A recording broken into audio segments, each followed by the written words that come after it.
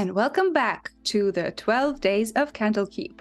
I am your DM for the evening, Daria, and we are getting to the second part of the Book of Cylinders. Here with me today, I have some lovely, lovely people. Let's talk about those beautiful faces. Karen, let's start with you. Who are you? Hi, I'm Karen, otherwise known as the Mother of Bunnies. I along with Josh, the currently absent Josh the Pirate, run this here Corsair's Cove, and I just realised I got something on my face. What is that?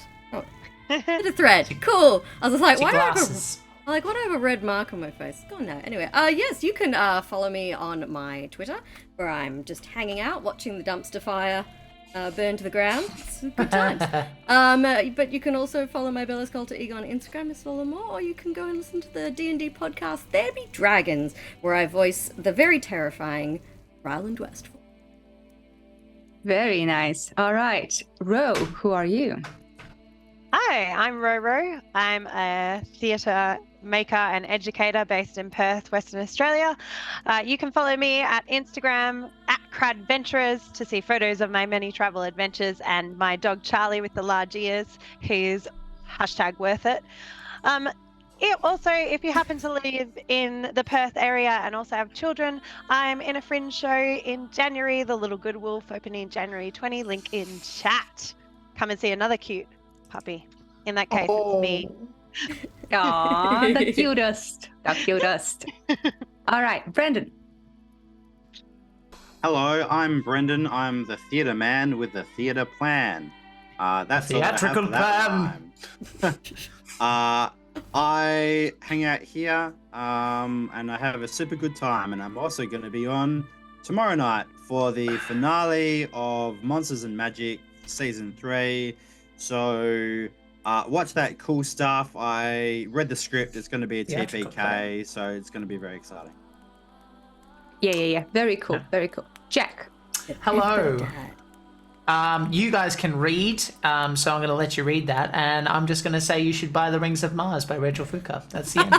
What a curveball. Lovely. Yeah. Wow, okay. Keep you motherfuckers on your toes so you're paying attention now, audience, aren't you? Yeah. Well, We're how engaged. about... No one is safe. Shit! How about I will give you a curveball? Jack is currently paying a beautiful little tribute to an amazing voice actor who did a lot of Batman work, and on Jack's channel there's a lot of gaming going on, so you should check it out if you want some Batman. Yes.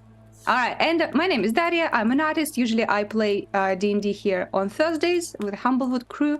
On Mondays I'm on Eldritch Scribe Twitch channel. And yeah, that's about it for me. But we also need to tell you about the things that we are using. So we use D&D Beyond for our dice rolling activities for today. If players roll shit, that's not their fault. That's the platform. You should probably reach out to their management. I don't know. Because Hasbro is definitely concerned about customer complaints and feedback. Yes, 100%. of course. Yeah. Of course. They're very respectful definitely. of that. Yeah. Also, Sirenscape is our music platform of choice, and Karen is our technician of said music platform of choice. Lovely stuff when it works. Amazing. And also, Corsair's Cove is proudly affiliated with Wootton Forge. It's an Australian-based business. They do a lot of wood and accessories of wood of any kind. Yeah, Karen is giving you a little preview. So smooth, so sexy, lovely stuff. Amazing wood. Also, okay. Yes, I'm professional at this, whatever. You should follow the socials of Corsair's Cove on Twitter and on YouTube, where they have this lovely little series going with a puppet. And we also have a Discord, if you're into that sort of stuff. There's memes and there's pet pictures.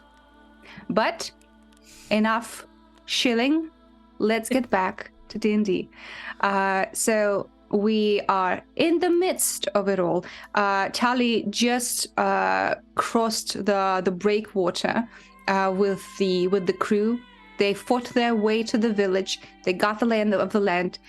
They got to a little break to catch their breath on the breakwater, observing the place. And just as Tali turns to the group to formulate a plan of action, there's a flash of magic, and all of the previous companions you had, Tali, are gone. And instead of them, we have a group of new people on the scene.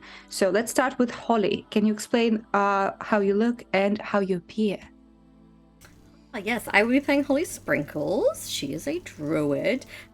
She wears kind of flowing white robes, and over the top she's wearing a red cloak trimmed in white fur, reminiscent of nothing particular to this time of year whatsoever.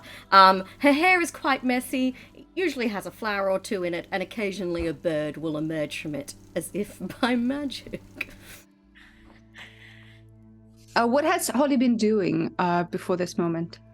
Holly tends to, when she gets blamped, Holly tends to end up in this beautiful woodland grove. So she just chills there, meditates, has a cheeky coffee, and waits to be blamped back to the action. She's always super chill when she comes back. She has a good time. Yes. Sounds glorious. Okay. Yeah. Yes. It's her Revera. time out.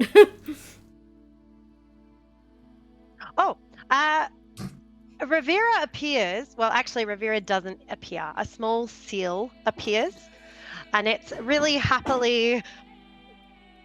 Well, it's going to move through the water, but it's not water We're on the anymore beach, because it got blamped. So Revera, as the seal, looks around and sees her new companions and goes, oh, and then turns into Revera. Well, before you do, because I get the feeling that Tali would know slightly what Rivera's whole thing is about, I will point, Tali will point behind you, and there is water you can kind of crest into. Ooh! All right. Well, Revera might go and have I'll a say play stay in the and be back shallows, though. shortly. There's giant crabs. And hopefully Revera's gear has landed next to her. Oh no, actually, hopefully my gear has landed next to me because it was in a trunk in the last place. Yes. It's all magic. It all appears next to you. Right, In a okay, little- so my little gear's pile. there. So Tali gave me permission, so I'm going to go and frolic for a bit and I'll be back. Lovely. Okay. Reading.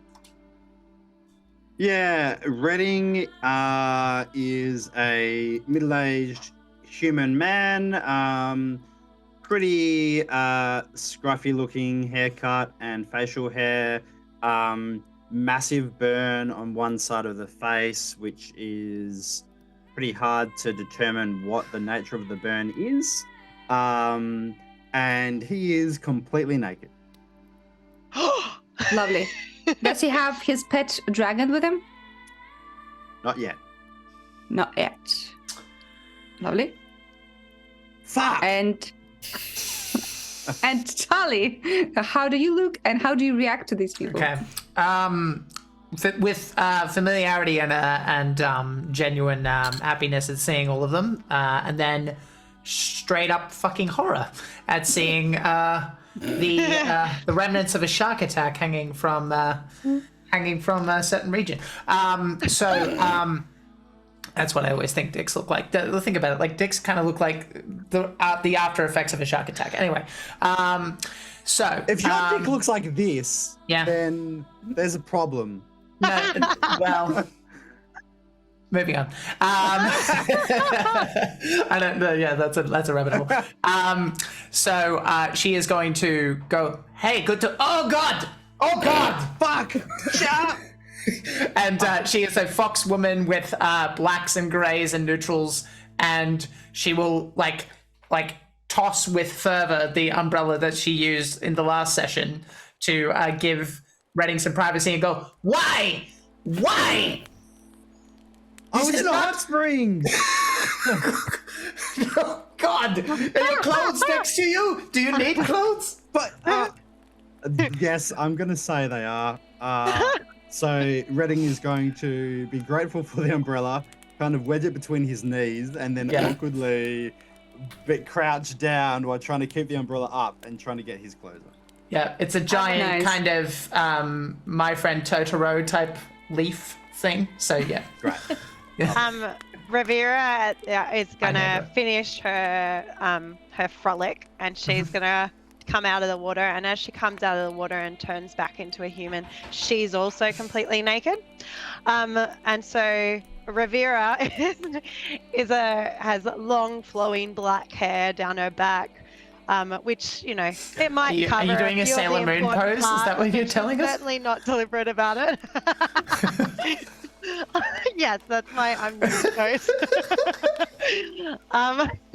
And she's gonna kind of look over and see this happen with Redding and be like, "Oh, you did get into the hot spring. Good, wasn't it lovely?"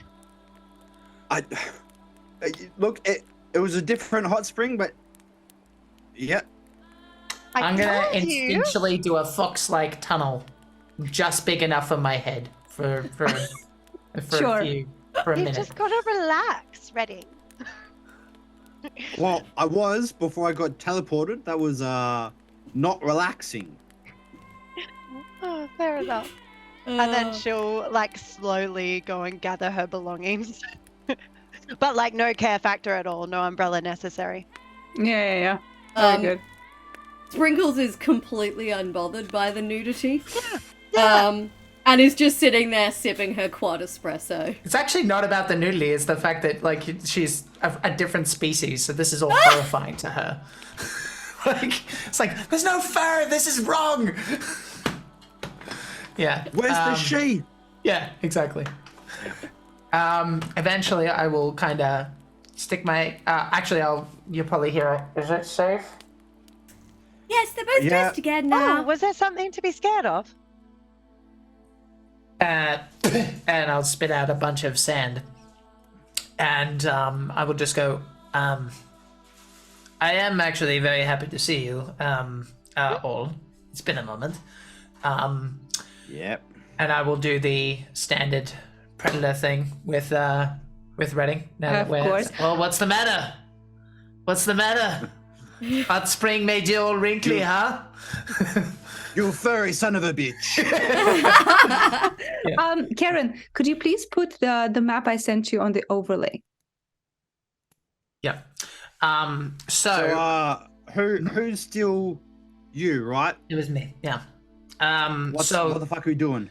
Well, we've already gotten the book that seems to be somewhat taken care of, and I will show it to them and kind of display the cylinders. And Daria, you might have to give the specific rendition if there's something that seems like there's left to do, or if it's just complete. I'll get you to give that visual in a moment because Jack's not entirely sure. But Sure. But Tali will explain that. She will say, essentially, we've been given the book as a exchange. There seems to have been some fuckery around here. This used to be a old frog folk village. There, and Yuan Ti came and asked to excavate, and then a second group came in, and we don't know what happened to the first, but we do know that they attacked the frogs and took the eggs. Yes. Yeah. So, I don't. Fuckers. I am glad we're all on the same page here, but I do think it is worth noting that if they are anywhere near intelligent, they will probably try and use these eggs against us. So I think the first thing to do would be to try and gather information and try and do a snatch and grab, so to speak. And if we then deem that we need to deal with them in more harsher tones, then we shall do that after that. That is my thought. Perhaps I don't know enough about frog eggs, but how can one use frog eggs against someone? Well, if they assume that we are there to help the frog folk, they will assume that the first priority is the eggs because it is their children. Therefore, as we advance, if we happen to get caught, they might do a "don't come any closer, I've got the egg and I'll drop it" sort of thing. Well, Yeah, it's pretty fucked.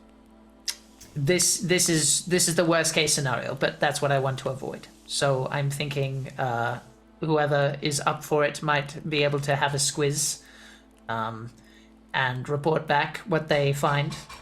And then hopefully we can at least get the eggs into a safe place and we can decide what to do from there. So first priority, where are the eggs? Can we get them out? Second priority, if we can, what happened to this original snake group? Well, I'm pretty good at getting around places undetected, so I can help you out there. Okay. Hello, Sarah. Yes, it's good to see you too. Oh, she's not out yet. Oh, sorry. I thought. No, never mind. I will ask. Where is she? Oh well, since you asked, Redding is going to get out a grey kind of oval-shaped stone and start to kind of caress it and speak to it in Draconic, and white scales are going to appear over it. And after a couple seconds, Sarah is going to emerge from the egg, a white baby dragon with no horns to speak of, but a narrowed head with kind of a almost pyramid shaped fins coming off of the back of her head. This is different from the Sarah we saw before, isn't it? Yeah, and the burn on Redding's face has become more distinct as something of frostburn. May I ask what Redding said? I speak Draconic. Yeah, it would have been along the lines of, "Come out, sweet baby. It's okay. You have friends who want to see you." Oh, If she's gorgeous. If it's an actual baby, it'd be like, no. It's like, it's time to put on your shoes, darling. Fucking hell. Get your horns on. We're going to choose the white scale today. Yeah. Stop it. Stop. You want Auntie Tali to like you? Yeah. I'm going to say in Draconic, may I? Would you like a pet, small friend? To the dragon, not to you. Yes. Sarah is going to look up at me, and I will nod and shrug, and then she will look over at you and say, "Yes, please." Oh, you are just the cutest. You are learning, sweet girl. Aren't you the most impressive? Well, and yeah, I will join in the scritchies. I side glance over to Holly Sprinkles somewhat expectantly. Did you want a coffee, Redding? Yep. Yes. Yeah, that'd be great. And Sprinkles will happily whip up everyone's regular coffee orders. I think someone had a latte last time. With some sugar? Or is that someone else? I don't think I actually went into specifics, but yeah, sure, let's say I think that. you just had a coffee, yeah. Americano, Yeah. sugar? Let's just, sugar would be the important thing. I've never had coffee before. Ooh. Oh, no. Oh, Gods, no. Just do a weak one, I promise. Imagine Rivera on coffee. I will let Rivera take a sip and see if she likes it, because I get the feeling she's got that kind of kid vibe. I'll take one sip and be like, Yep, I had a feeling. why would you drink? Oh. Can That's I get me. a mocha, Wait till you please? try That's my beer. reaction. Maybe, I can't really do hot chocolate. Never mind. Well, What's up? actually, the coffee is lovely for you guys right now because it's actually getting quite cold. It's about 7 p.m. and the rain is not letting up, so it's quite windy on the rainy beach. So Holly's coffee is pretty good right now. Hitting the spot. Awesome. Amazing. All right, lovely. So as you catch up, drink some coffee, pet some dragons, you also look over and get the lay of the land. So I will tell you a little bit about what you can see from here, and you can decide how to proceed. So the closest thing to you is across from the breakwater. You can see a few like scratchy lines. That is docks. There's a couple of small boats. There's some small boats there. They aren't damaged at all. They seem unattended.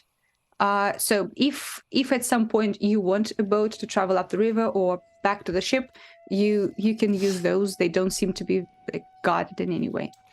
Above, over the docks, you can see there are quite a few small sheds.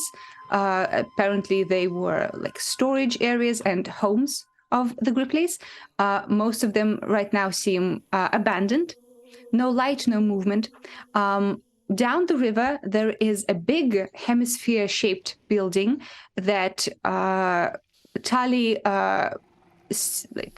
finds familiar in shape and in structure, and this is the assumption is that some kind of like central place for the village, and there is light coming out of that one. Across from this big building, there are the brood pools. You can see from out here, they're pretty small. 5 circular, ringed with stone pools.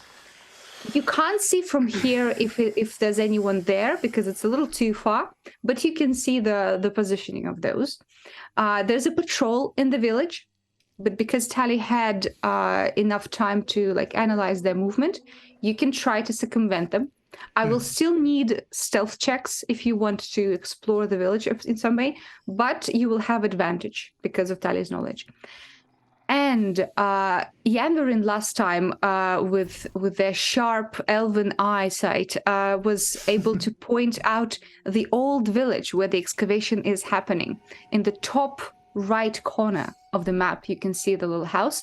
That is the old temple that is now apparently seems to be the site of UNT activity. Well, so how would you like to proceed? If we want to stay together, I do get the feeling that I've somewhat marked out as best I can the patrols and things, but I'm not exactly and she'll jingle a chainmail subtle. So how do we want to go about that? Dolph showed me how to make the bells silent. I tap the bells on me and they don't make any noise. I'm much more stealthy than I used to be.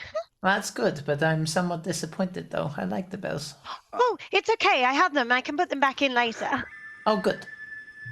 Well, it's funny that you mentioned silence because I can cast the thing.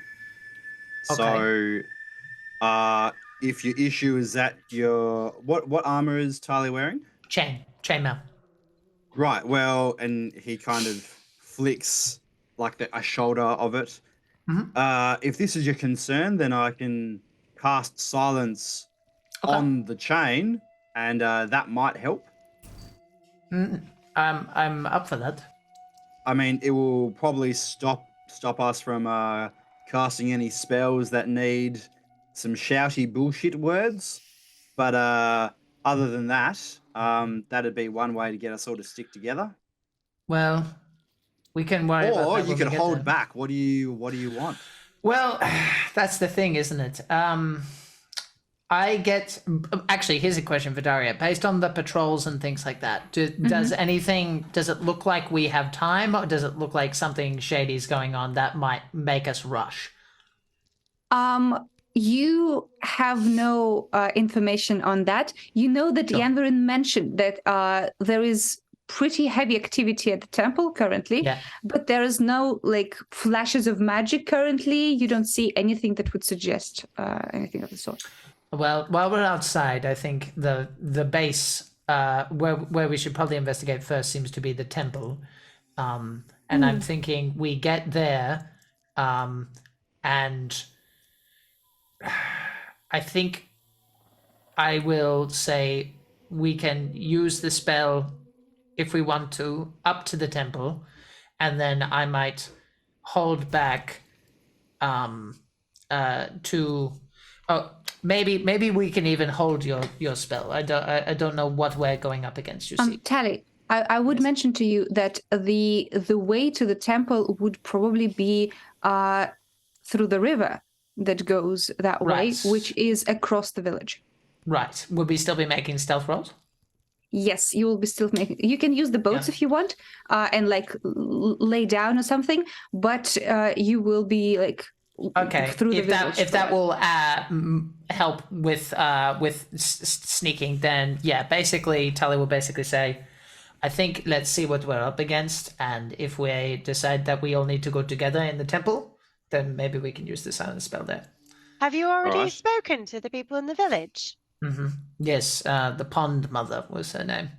Wait, this village? They had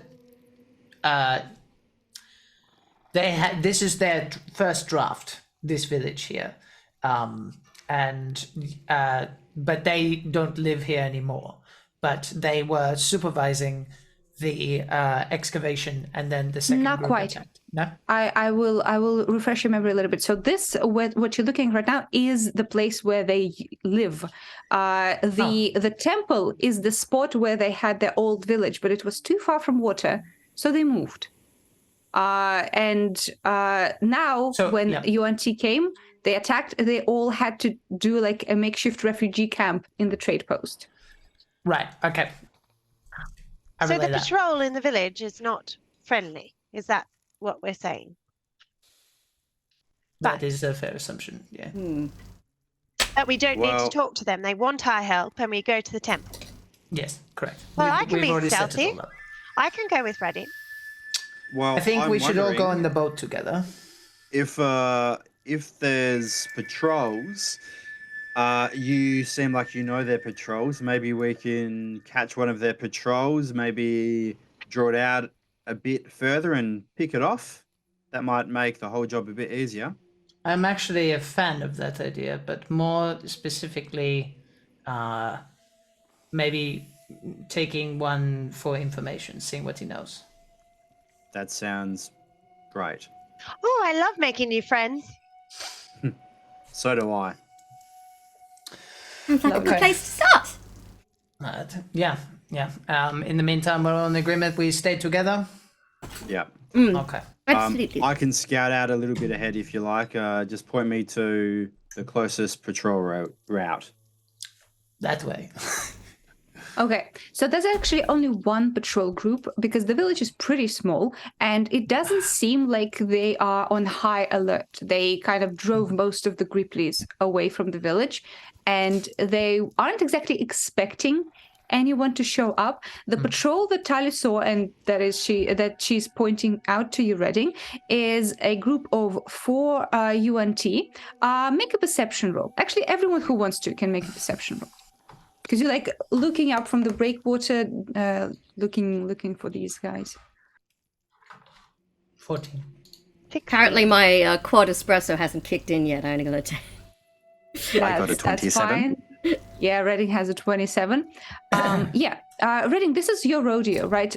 You kind of stalk your prey currently, and everyone sees that Redding goes into like work mode and tries to analyze the movement. So you see 4 UNT from that far away. They look like just medium-sized humanoids. You can't really make out the details because they're too far. What you do see is that they don't have any fire with them. It seems like they don't need to light their way. And is it nighttime? It is about 7 p.m. Right. So it's like twilight times. You still have some light if any of you don't have dark vision, but pretty soon it will change. I put on my dark vision goggles. Yeah. Lovely. Yes. Yes. So you see those 4. They have scimitars and short bows. And currently they have like a stroll across the perimeter of the village. You can definitely find a moment to like meet them in the forest surrounding it. Right. Do any of us know anything about UNT other than the fact that they are snakish people? Well, you guys can roll history or arcana, whatever you prefer. Huh? Ooh, much better. Ooh, Holly knows. Holly definitely knows. Reading does not.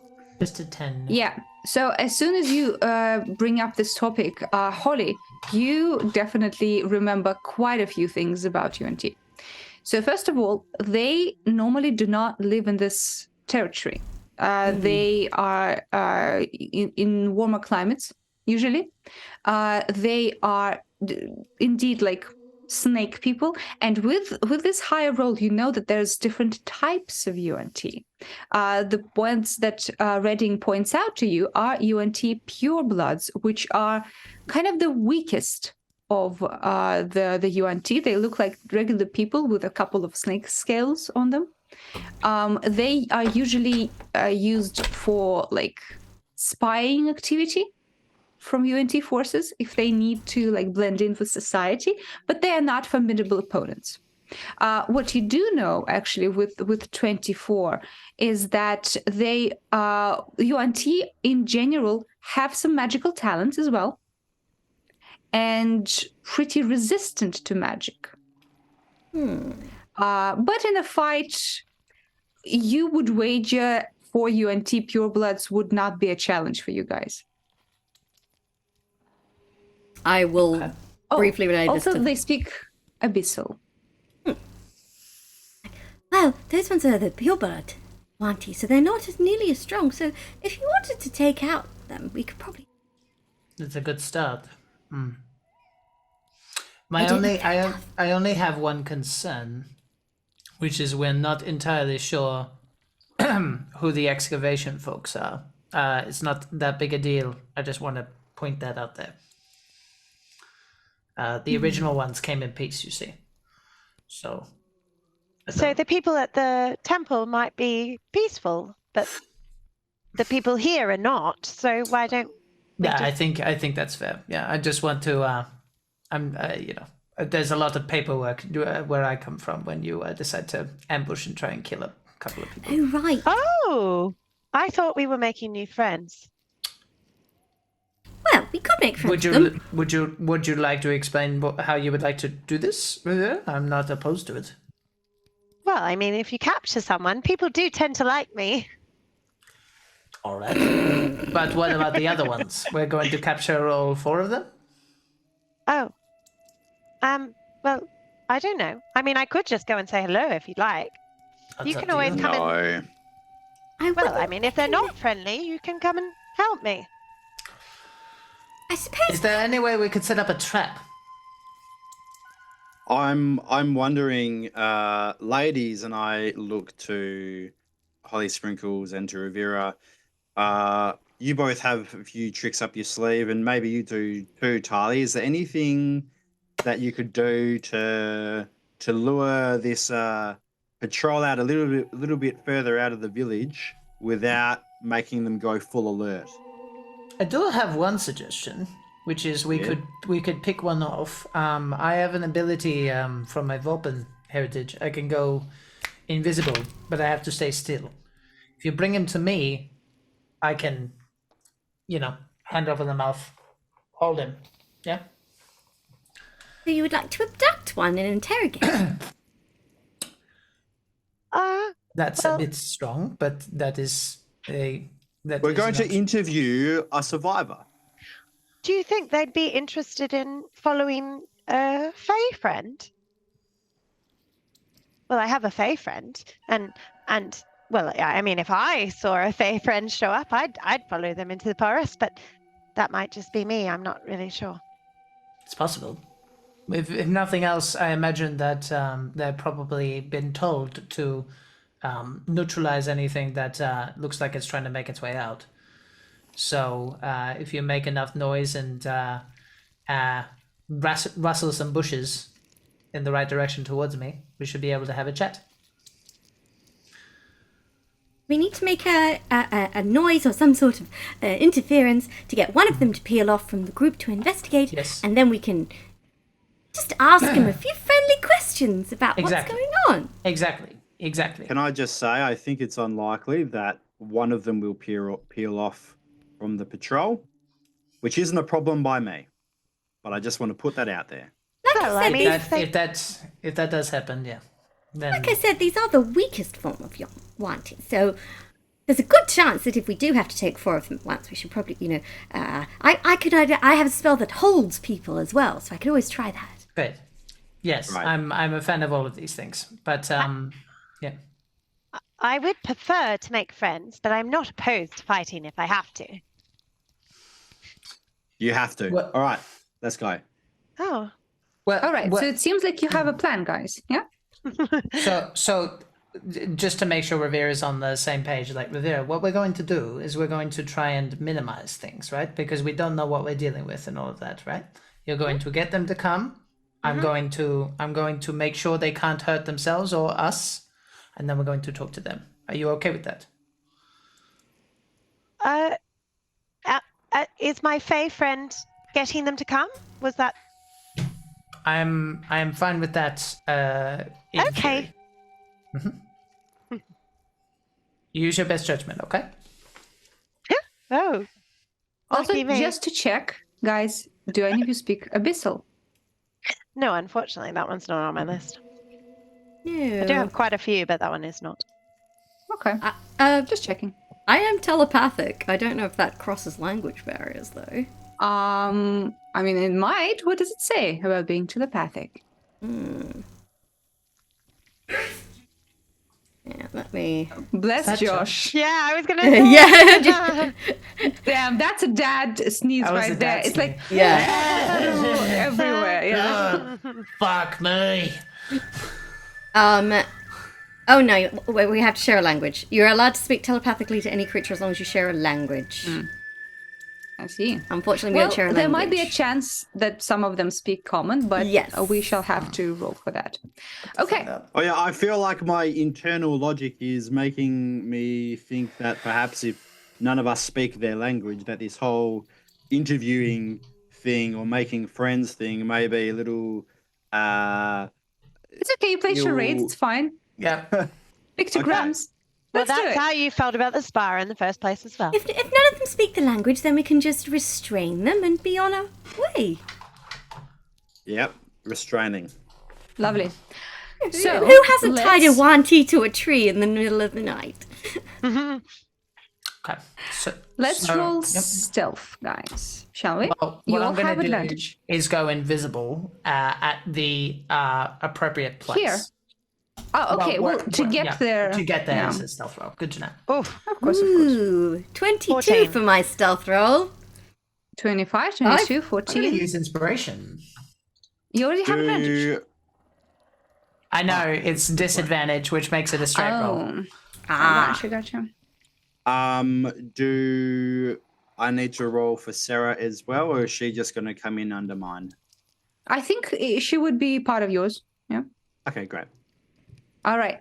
So, oh yeah, you needed that inspiration. Oh, dear. By the way, dear chat, if you have channel points, you can spend those on giving inspiration to players or to me. Wink, wink. So overall, pretty good stealth. 16, 25, 22, and 14. Not too shabby. I would want someone in chat to please roll me a d20 for the perception roll of the patrol. So it's exclamation point roll space 20. Let's see if we are discovered. Well, they don't have too big a bonus unless someone rolls like a natural 20. You guys are pretty safe. Yeah, that's a oh can't thank you, see shit. Terrace. Go thanks. for the Terrace, first thanks. one, please. Oh yeah, we're going for the first one. We're going for the first one. Also, hi, Kate.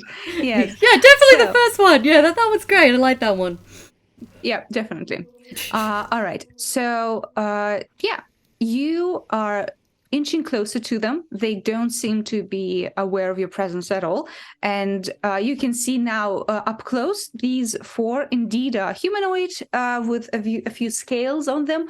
They have weapons on them, but they're not drawn right now. It doesn't seem like they expect anyone to come into the village. So how close would you want to get? I would say you're pretty confident in your stealth right now that you can decide how close you get. I want to be I mean, I could give you a feet distance, but they're patrol, so they're going to keep moving. But I want to be more or less within 120 feet of them. No problem. And I would love to, if I wanted to ready a spell, can I do that out of combat without wasting a spell slot? What kind? What are you trying to do? I want to ready silence if it looks like they're about to start shouting and calling for people. Nice. Usually, it would take your reaction. If it doesn't happen, the spell is gone. But I'll tell you what. I'll meet you halfway. Can you please roll insight? This will be your continuous effort to try and gauge if any of them are like about to scream. And Right. if you roll 15 or higher, I'd say yes. 14. Damn. Damn. Damn. Well, unfortunately, the dice have spoken. Yeah. You can still do it at some point, but it will probably like consume a spell if you decide not to. Yeah. Sure. I might just train my longbow on them instead. Yeah, that's doable. Daria, I have a DM question because I've just reread course. the spell that I was planning on casting, and it was the plan. Okay, what do you have? Well, it appears I need a component for this spell, and it's a fairly expensive component, but it is a component that Rivera would quite possibly have. What you got? What's the component? A gilded flower worth at least 300 gold pieces. 300. Okay, well, tell me this: how much money do you guys have in common on you right now? Oh gosh. Not a lot. I think I have like 20 gold or something. Where's my All of my adventuring 25. companions nicked all the gold, so I have 9. Oh, Yeah, 15. So my argument is Rivera would not think about it in a monetary way at all, but it might be something she would have. Because she's of the forest. Let's see if chat can help us. Chat, please roll a d100. So it's exclamation point roll space 100. And I'd say it's 50-50. 50 or up, you have it. Below 50, you do not have it. Fair. I love this. Oh my goodness. Wow. I do not have it. You don't have it. So do not have it. Yeah, that's That fine. was a All right. 6. I've changed For the people plan. watching It's the fine. VOD. Rivera does that kind of thing anyway. Yeah. Well, that's okay. That's all right. So you guys are fairly stealthy. Redding has the bow drawn and trained on them. I assume Tali is like waiting in position. Mm-hmm. Yes? Yep. What's the next step? I'm invisible and waiting. Well, I suppose we have to lure them over somehow. Should I make I mean, none of us would know that Rivera's plan is no longer the plan. No, okay. So Rivera's I would just be gonna, waiting. Like, yeah, well, I'm gonna change the plan. I'm gonna cast Summon Beast. Okay. And I'm gonna so the creature resembles an animal of your choice that is native to the chosen environment. Alrighty. Can I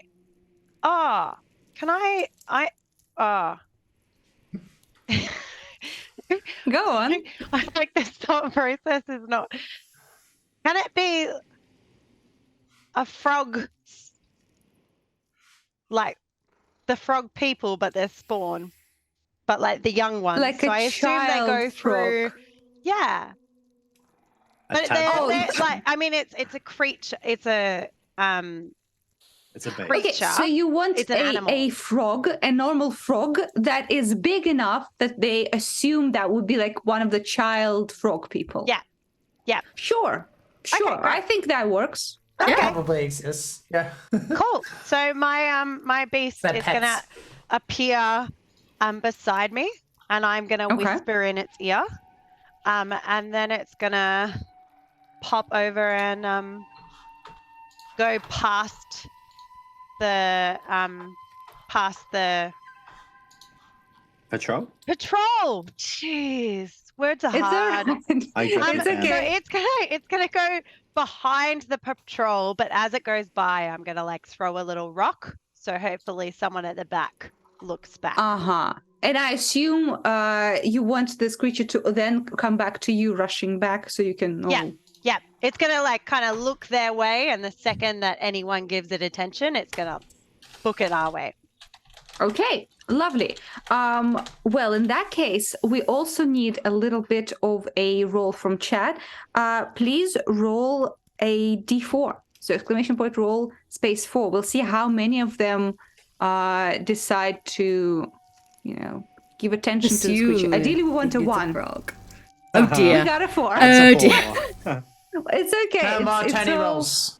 No more. Yeah, so it seems like... This is Revere, fine. It gives me a license to murder them all. Let's go. Exactly. Revere, what you see happen, and Regging, with your high perception, you can also see that, is that they were apparently incredibly bored. Nothing was happening for a couple of days in this village, and their patrol is so perfunctory and boring that as soon as they see something that can, be even assumed to be a danger or curiosity, they all rush after it. So all of you see that the beast is jumping your way, and all 4 UNT running after it almost excitedly. Oh, I think I did too well. Just a little bit. I'm gonna wait for the frog to either die or to get within 5-10 feet of Tali before shooting the one furthest at the back of the pack.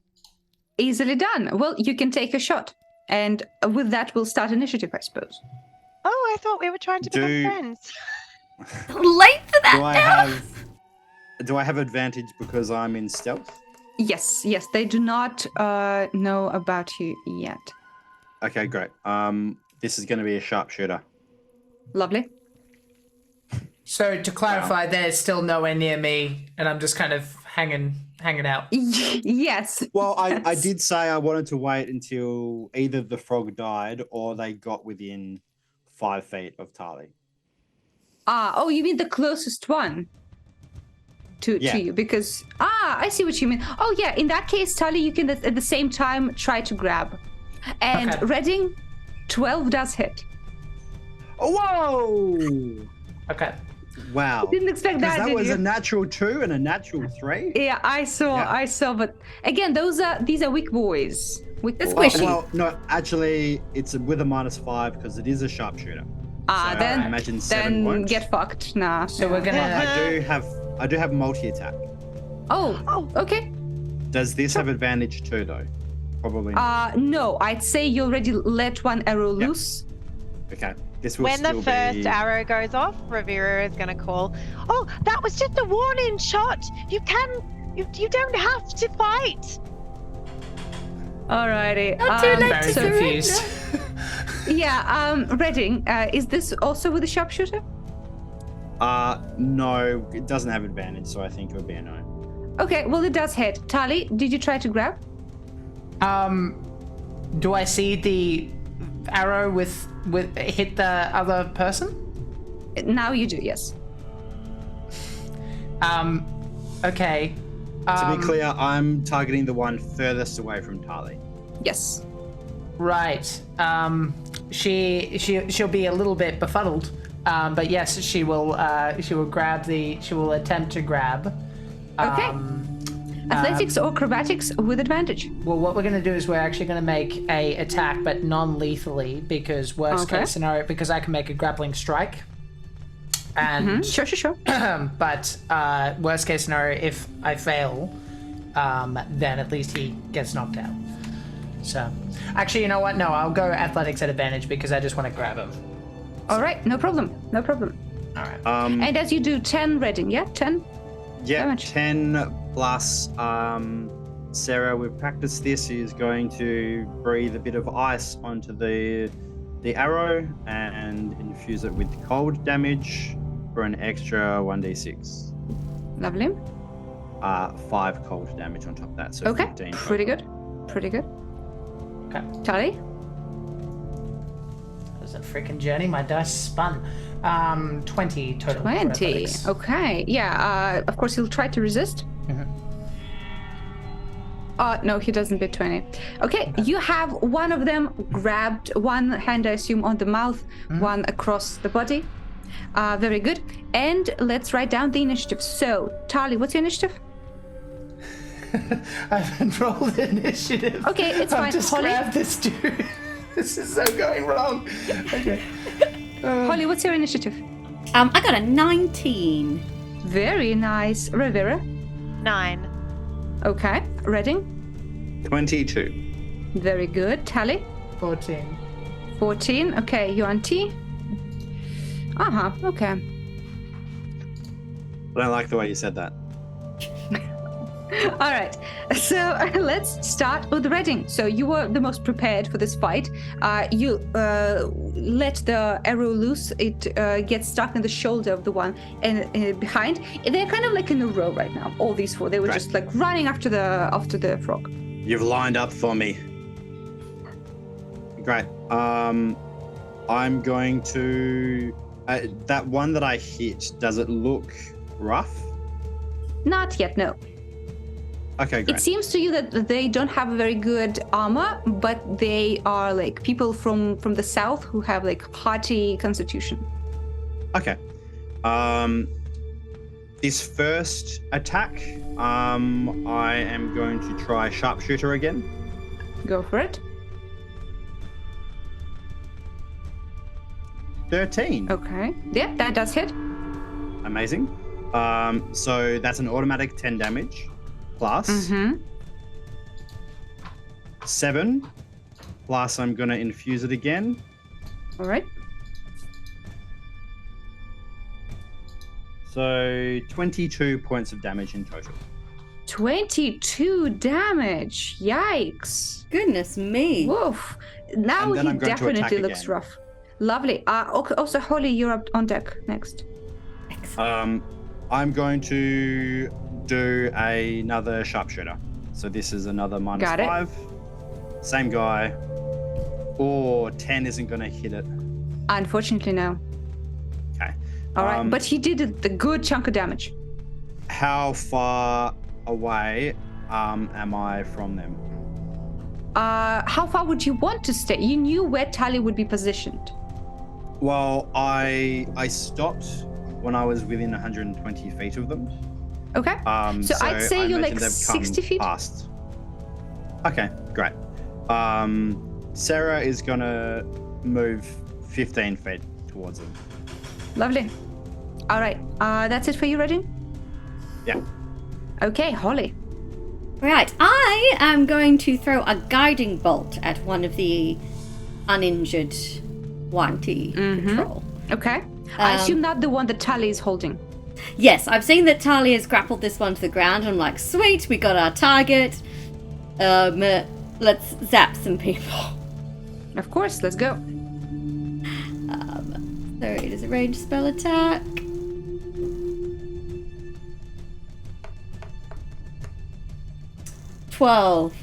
That hits. Yay! So a streak of light will strike it in the chest. And it will take 4d6 of radiant damage, which will be 11 Lovely. points of radiant damage. There's nothing Very added good. to that, is there? So for a second, you see a flash of light make this dark, gloomy forest bright. You can see the UNT that gets hit with it tries to cover their face from the blinding light, and you can see like blisters of celestial fire just spread across its skin. Anything else? Fun side effect of the guiding bolt. Everyone's going to have advantage against attacks against it until the end of my next turn because of the residual light glimmering around it. Is it everyone or is it the next? Everybody. Everybody until the end of my next turn. Oh, hang on. Next attack roll before the end of my next turn attack. has advantage. Only one. Yep. Only one. I got a little excited there. Only one. so Wow. It's That sparkling. would be very, very nice. Yeah, they nerfed guiding bolt the other way. They made it stronger. Okay, lovely. Good turn though. You can see that the light is receding, but it's still there, lighting up this UNT. Next up, the UNT. So the guy in Tali's hands. First of all, Tali, are you visible now? I imagine so. It doesn't really say when it comes to ability checks, but yeah, I think so. All right. Well, in any case, he will try to get out of your grasp. So it's athletics or acrobatics on your side. Athletics for me to 20. maintain it, but Yes. yeah, athletics or acrobatics for you. Yes, it's a 21 in total. They beat me. By just one. I had to roll a 20 natural to beat you there. Wow. Wowza. Oof. Yeah. What you did not expect, Tali, is that in almost like a snake-like manner, the creature kind of collapses on itself, and instead of trying to break your grasp, kind of slips out. You can see a couple of these snake scales left in your hands, like when you grab a snake by its tail, you know, or lizard. Some snake skin is left in your grasp, and the creature gets out of your grasp, but it did use the action to do so. So it's not going to attack. The bodies, though, will. So tell me this. Holy and Ravira, would you be close by to Tali, or would you try to be next to Redding somewhere? Oh, I probably somewhere I in would've between the two. Okay. At least for me. Okay, Ravira? Can't speak for Rivera. I would have been close enough to the path to watch, but not in the way of where they were coming for Tali. Okay, So in probably that over, case, yeah. they will probably swarm Tali because she is the closest target to them.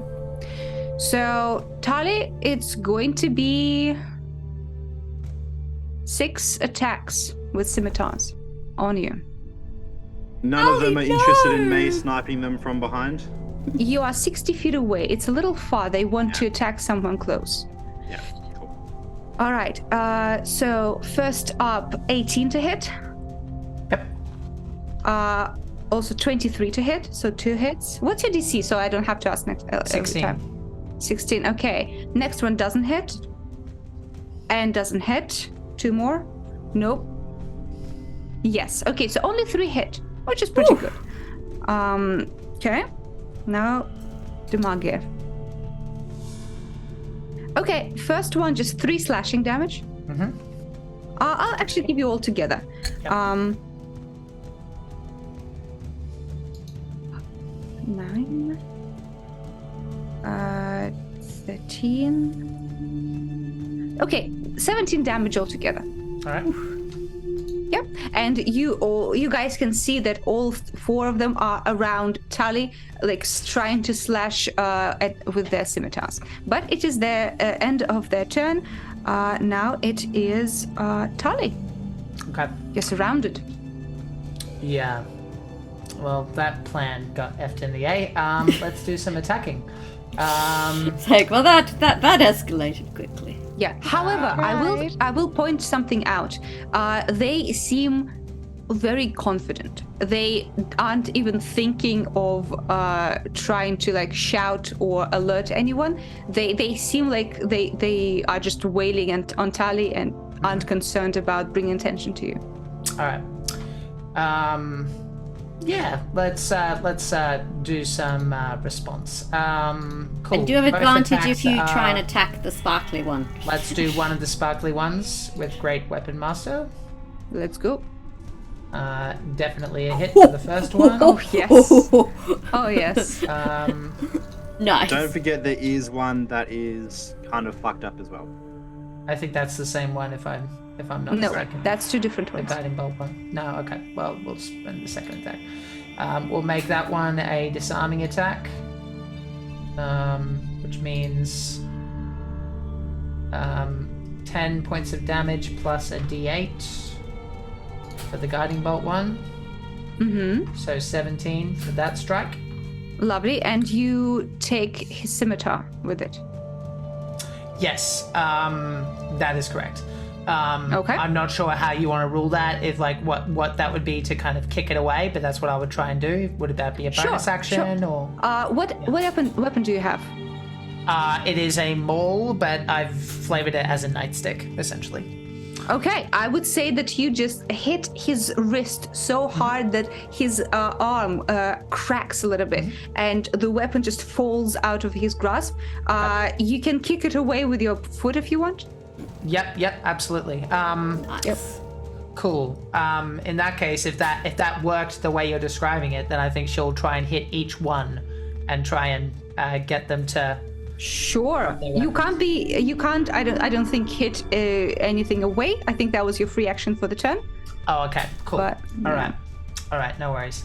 Let's just do another strike then. Another Great Weapon Master attack. I will say though, this guy that was in Guiding Bolt territory, he looks also pretty fucked up.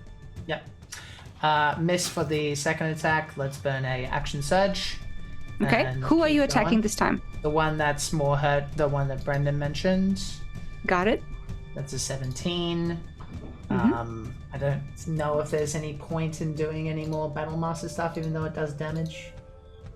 Maybe. Let me see. No, it's all grappling and disarming and shit. Nah, who cares? Let's just do normal damage. 12. Oh yeah, he's done. He's done. This guy is absolutely done. Nice. This is specifically non-lethal. So she's just Okay. cracking over their heads. Lovely. And then So this guy just falls like a sack of potatoes. yeah. And then let's burn an action surge and hit the last one the first one that I hit the first time, the guiding bolt damage Sure. one. That was not Great Weapon Master, but I don't think an 11 hits. It does. 11 Hey! hits. Okay. 11 just hits. Okay. Wow. 12 for that one. 12 damage.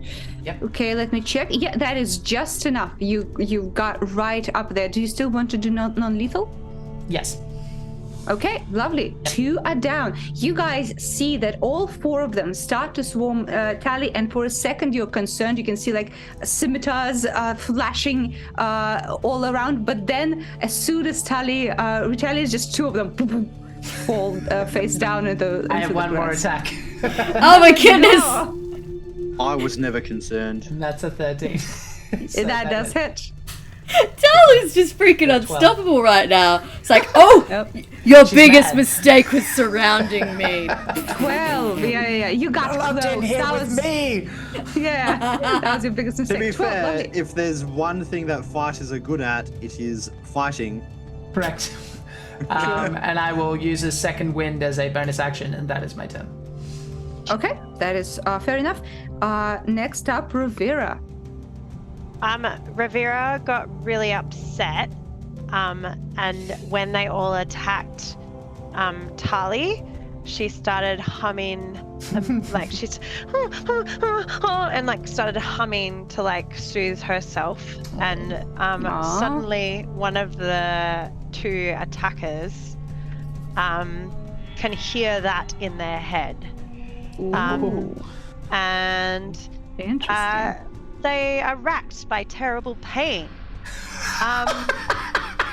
Lovely. Is that a saving throw? Yeah, wisdom saving throw, please. Leave Foxman alone. All right. As Holly mentioned, they are quite resistant to magic, so they have advantage on this. Wisdom, you say? Yeah. Okay. It is 14. Fail. 15 to. Oh, nice. succeed. So it's 3d6 psychic damage. So I'll roll in a minute, and it must use its reaction, if available, to move as far as its speed allows away from me. But Okay. it won't move onto dangerous ground. Would you say you would be hitting the injured one or uninjured one with this? Whoever looks more threatening towards Tali. They both And I don't like. I mean, pretty obviously, scared right now. Tali is the most threatening. It's one. relative, yeah. But it was. I don't know. The way I'm flavoring that one is it's not really deliberate, so I'm happy to leave it up. Okay, then I'll just roll a. Okay, so sure, you're attacking the one that is already injured. 17 psychic 7. damage. Fuck me. That is good. And Gonna need a this lot of injured therapy one. after this. Tali, you bonk him on the head. You can see that first he like grabs his temple, but then he Right. says ah and starts like holding his head, and without even looking at you, trying to like run away. You can get him on the way out if you want. Yeah, sure. Why not? bonk him. You might even be able to knock him out if you roll very well. Yeah. No, 11 just hits. I've been rolling such ass. I'm glad those are very, very low. You're welcome. You're welcome. Yeah, I'm like, I actually really like Tali, but this fucking D&D Beyond sheet for her is fucking cursed. Like Hasbro, like again, talk to the managers. I don't know. Yeah. Okay, they'll 9. They'll definitely listen. If you pay for the higher subscription, it lets you roll above 10s all the time. I do. I'm a professional DM, but maybe that's why. Just like Tali, do you want to put any more stank on it, or this is it? Yeah. Let's use a disarming one, not for the thing, just for extra damage. Yeah, because he does look quite hurt. Right. So, yeah. Okay. That's another 3. That is just enough. You needed two more to knock him out. So he tries to run away, and you just over the head here, and he just falls on top of his brethren. There's only one standing. He's like, he's clearly, did not expect that. Okay, lovely turn. Rivera, anything else for you? Yes, please. So she's then gonna pull out her I'm really struggling with words today. Quarterstaff. And she's going to touch it and cast Shillelagh. All right. That's a bonus action. And then cool. Rivera is done, but my frog friend. Yes, go frog friend. Get in there. Which is really quite upset with what happened. Right. Sees the way things are going. So my frog friend turns around. Sorry, I'm just getting up their stat sheet so I actually know what they're doing. Oh, where is it? There it is. So I'm just going to flavor this. So technically they have a melee weapon attack and it's a multi-attack thing. It doesn't matter what the creature is, so I'm just going to make it frog-like. No problem. So the frog turns around and is like, looks at this attacker, and then its little tongue comes out of its mouth and just like punches him in the face. Lovely. A roll for attack. This is the Yoshi adventure. We had a fucking Yoshi thing happen yesterday. Yeah. What is going on? Where's my modifier? Spell attack modifier to hit. Spell attack modifier is +7. So I'm rolling a d20 and then it will be +7. 18 to hit. Yeah, that does hit. So 1d8 +4. So 8 damage. Lovely. And he has multi-attack. No, he doesn't. No, it was cast too low level for him not to have multi-attack. So he just does that and he's like, yeah! But this guy is like standing there, he's scared, and then on his face with frog goop. Yeah. All right. Lovely turn. Next up, Redding. Great. Redding's training the bow on this person and then takes a cue from everyone else and lowers the bow slightly to aim for a leg. And this first one is going to be a sharpshooter. You're going to terminate it to it. It's like, he'll live. Well, that's a natural one. Oof. Okay. But is going to attack again, and this is going to not be a sharpshooter. Yeah, go for sharpshooter. Why the fuck not? Can't roll worse. Yeah, but okay. Okay. So that's 19, and Sarah is going to add some cold damage as well. So that is going to be 7 plus 5, so 12 damage total. 12 damage, not bad at all. That's it for you? How far away are we from this last fella? You are still you are still 60. Sarah is 45, if I remember correctly. Okay. So because they moved towards Tali, so that didn't change. In that case, he would be even further away. Yeah, cool. Great. We're both going to move 30 feet closer. Yeah, no problem. Alrighty. Then next up is Holly. Okay, so who's still conscious? Only one guy is still conscious. He looks quite scared, and it does look by his movement that he's about to bolt. We do not want that. We do not want him running away. Probably not. Yeah. No. Boss, help! I am going to use hold person, I think. He needs to pass a wisdom save of 14, otherwise I will hold him in place. Alrighty. He does have advantage, but we'll see. We'll see if I roll well. What are you meowing about? I do roll well. It's 16. Damn it! Freaking hate You're on that. team, man. Good thinking, though. Good idea. Well, I'm officially useless for the round, guys. Sorry about that. I tried. I've never felt that in the whole series of adventures, not once. All right. Well, now it is the UNT turn. He knows what Tali can do. He'll disengage and start running away. He does not want to end up like one of his buddies. So he's just like, yes, run your 30 feet. I can run 30 feet too. Yeah, he runs 30 feet. He does get behind some trees, but it's it's still pretty close. So like, good luck, guy. I don't know what to tell you. Tali. You wouldn't hit a guy with glasses, would you? Okay. Yep.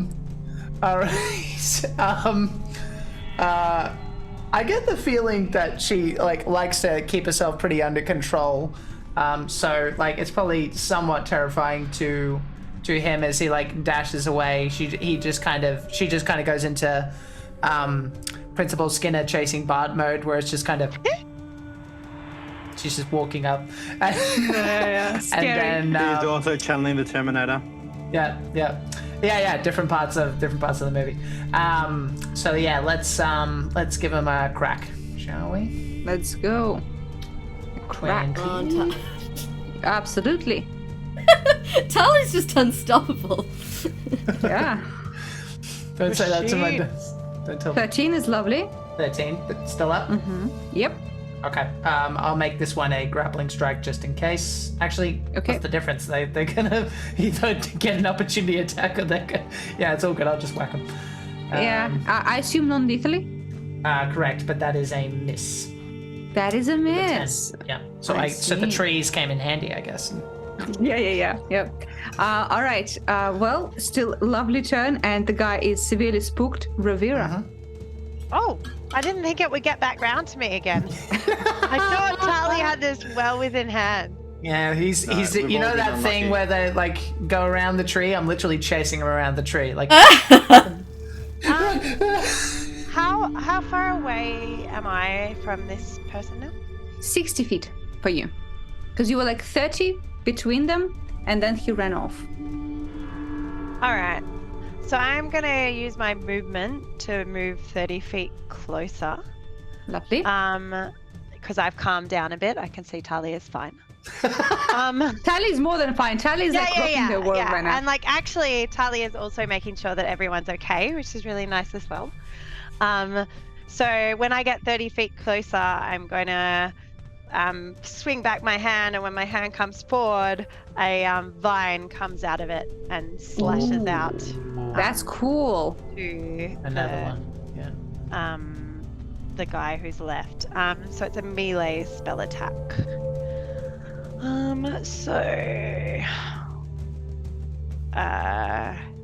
Thorn 15 whip. to hit. It does. It absolutely does. 10 piercing damage. Lovely. And with that scream, he does fall. And I was going non-lethal to go along with the gang. Non-lethal vine. Non-lethal van. My thorns are pulled in, so it's just more of a Yes. Lovely. Smack him in the back of the head. Yeah. Lovely. Yes, he also does fall, and the forest is silent once again. You have 4 unconscious bodies in front of you. 4 new friends. Well done, Tali. Yep. Oh, are you okay? And actually, I got really lucky with my second wind. I only have 1 hit point. I'm only 1 hit point off, so it's more she's just kind of stretching a little bit. Do you need healing? I can heal. I think you should save the slot. It's okay. Okay. And I make eye contact with Tali and just at long distance do the bro shake. Ranged bro shake. Yeah. And he's gonna get out a rope and start tying one of them up.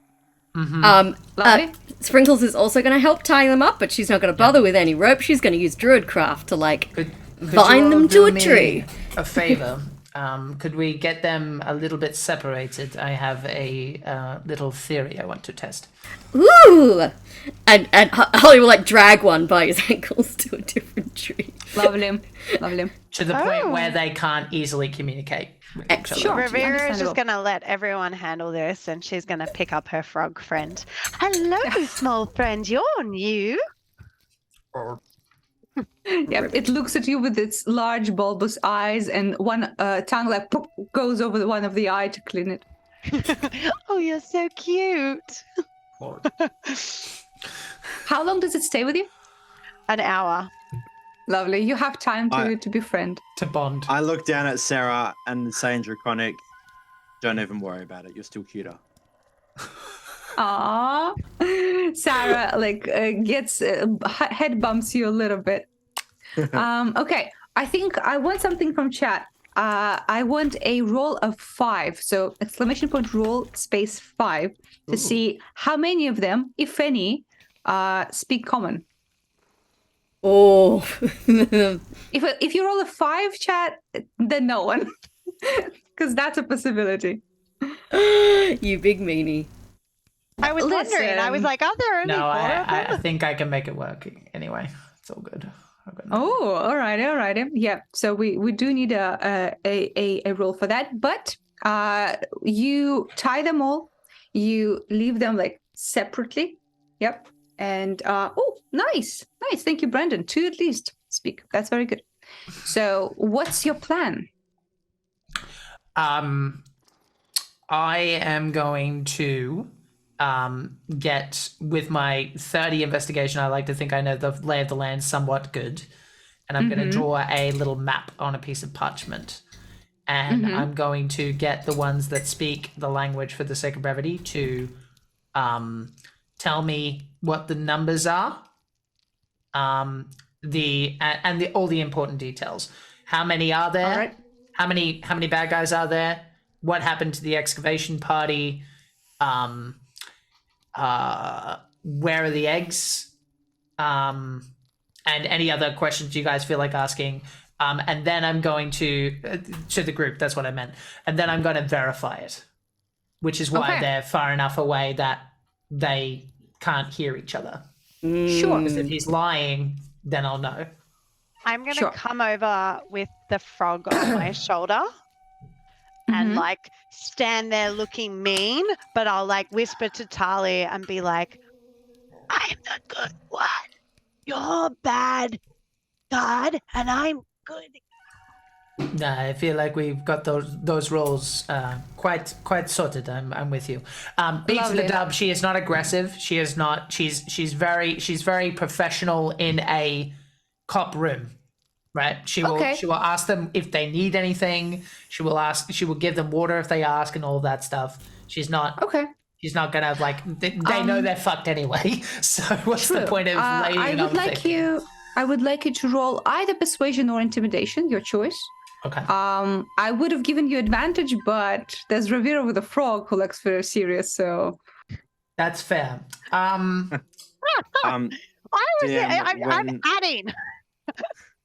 When there's time, I would like to do a thing, but I'll let this happen first. Of course. I think I've got a -1. So basically, the reason I did it this way is that I assume they're going to give me the answers. I'll roll if you want me to, but I'm just going to basically put it to them, right? Yeah. I got you. Yeah, cool. Is it I just want to gauge roll? their reaction to you. Yes. Yes. Okay, cool. Persuasion or intimidation. However you choose. Yeah, okay, -1. 4. Do you have any inspirations? Not currently. Rippling it. That's I fine. roll 1, 2.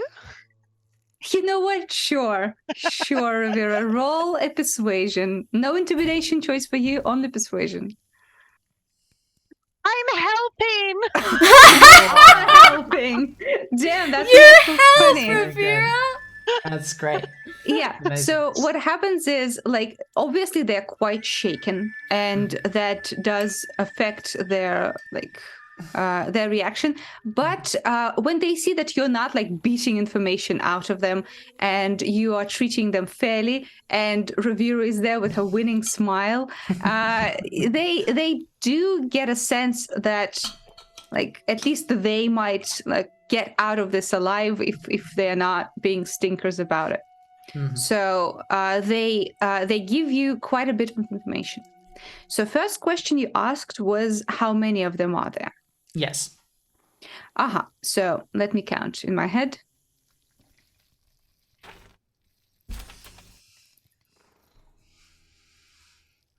There's another important question, but I'll ask once everything else is done, which is the why. Okay. Yeah. So aside from this group, he recounts there being 11 more. Okay.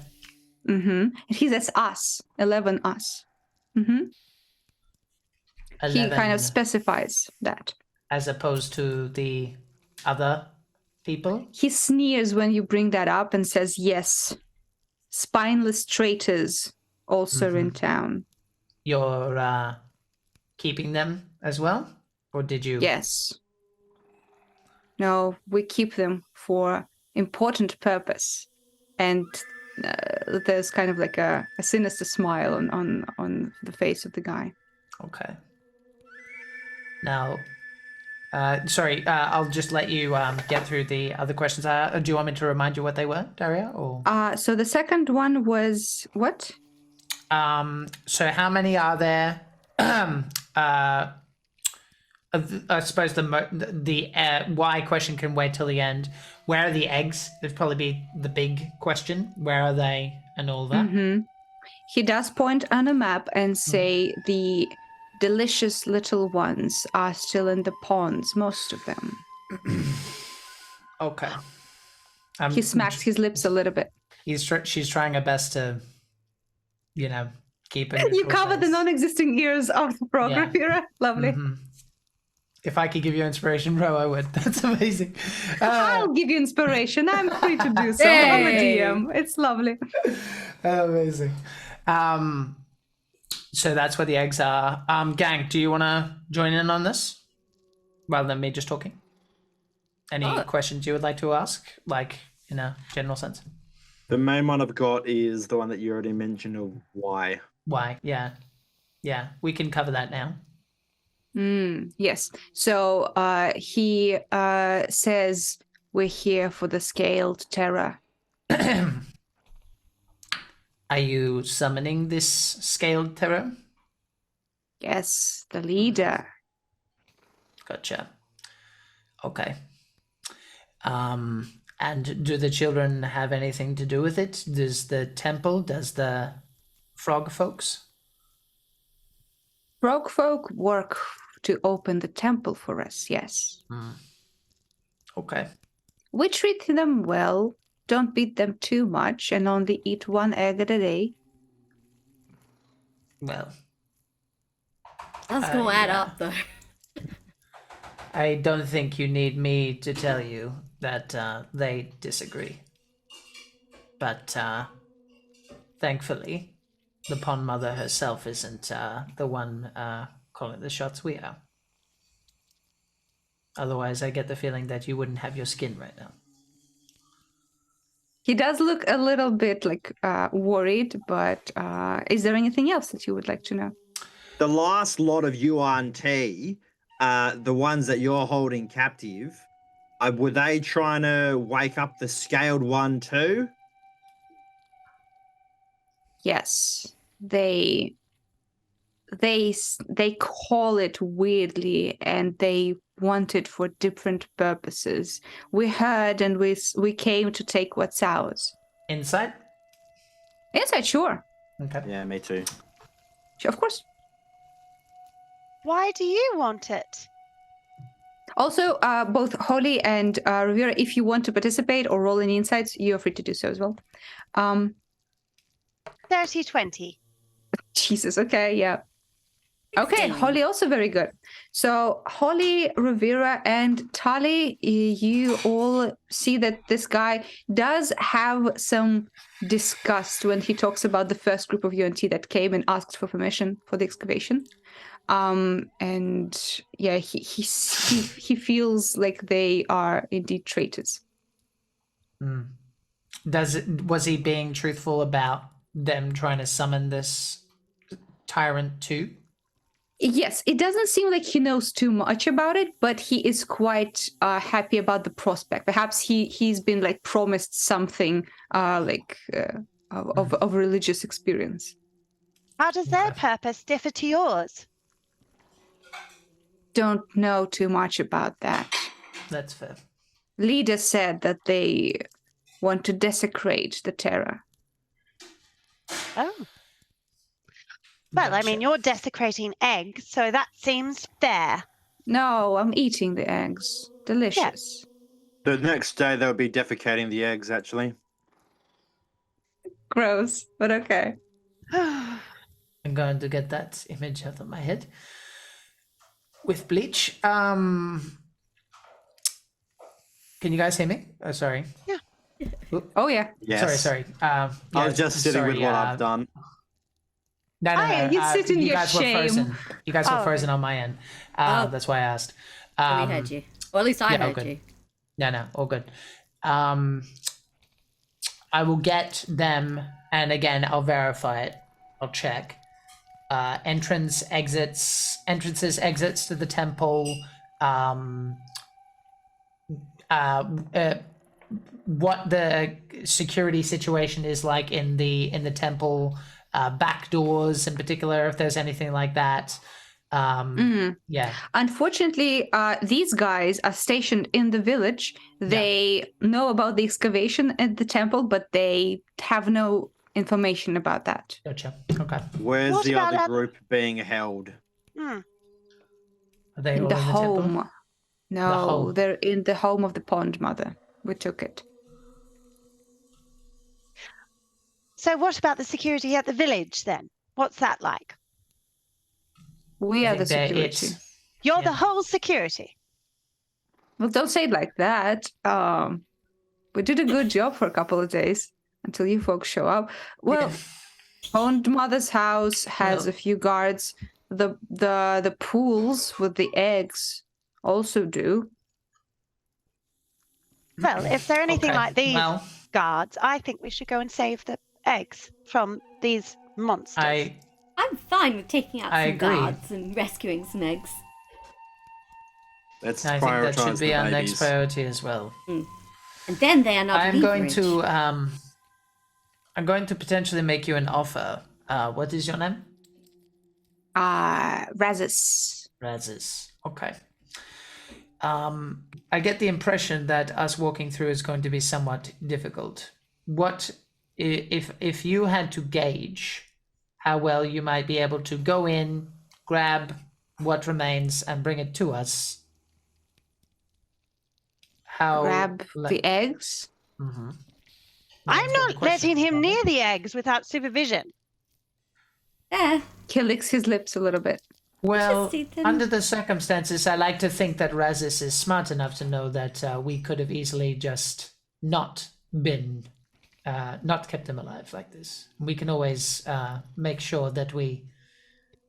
Why doesn't Razes Finish take up. us in as prisoners and then we'll get the eggs?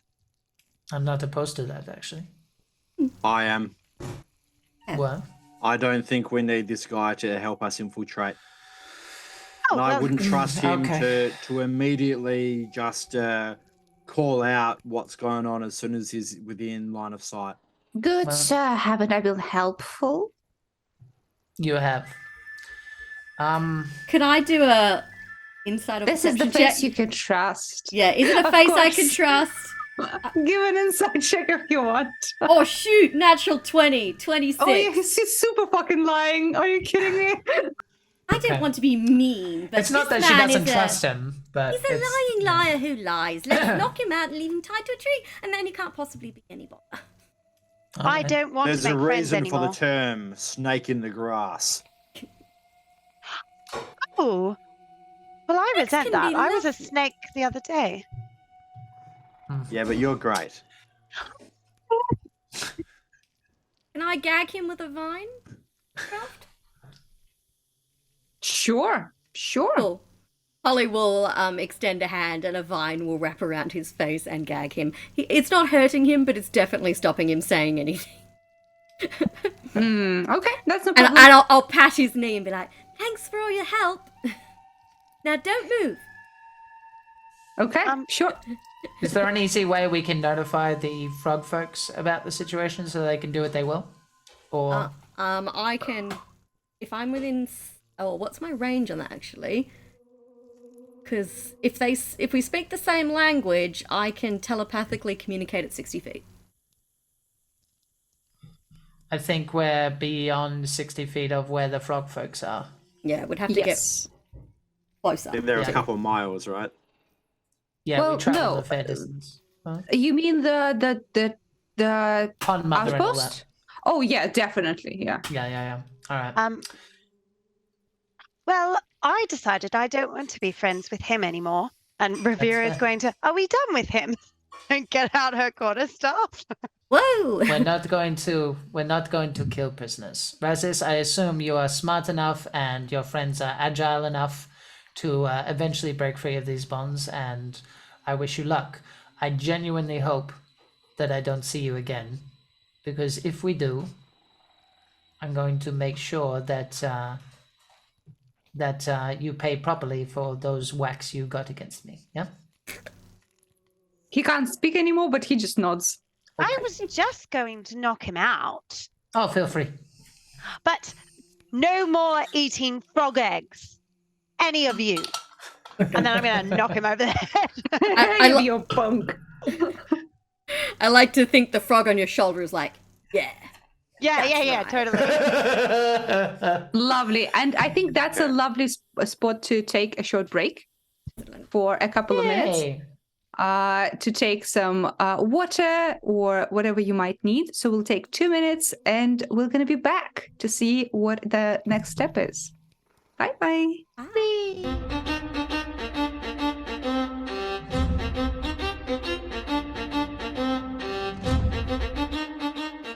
Hello. Welcome back to the 12 Days of Candlekeep and our last quest for this little group of quests, the Book of Cylinders, part 2 out of 3. So the group Daria, I'm sorry. Can I interrupt you for a second? I just want to say how calming and ASMR your voice is. when That's you what go I was back gonna from say. break, Yeah, as yeah. opposed to Josh, It's who's like a guided meditation. It's like, welcome back to D&D. We're going to Daria, take your 3 big breaths. Yeah. Yeah. This is either going to Okay. be a really creepy story with this voice, or quite calming. A sweet, lovely Yes. story where Yes. nobody dies Well, and everybody is happy. If my art career doesn't pan out, I will go into guided meditation then. I think you might have a I thing. would yeah. do a guided meditation if you voiced it, Daria. Yeah. And I hate sure. meditating. Bend over and then lick these nuts. Okay. Yeah, I would actually put a little like this. That's what joke in the Daria. middle That's a of it. Daria. Yeah, that's Daria. That's not. I'm quite. It's like, leave all the weight of the world behind. It's all heavy, but not as heavy as your mama. You know? and chant with me.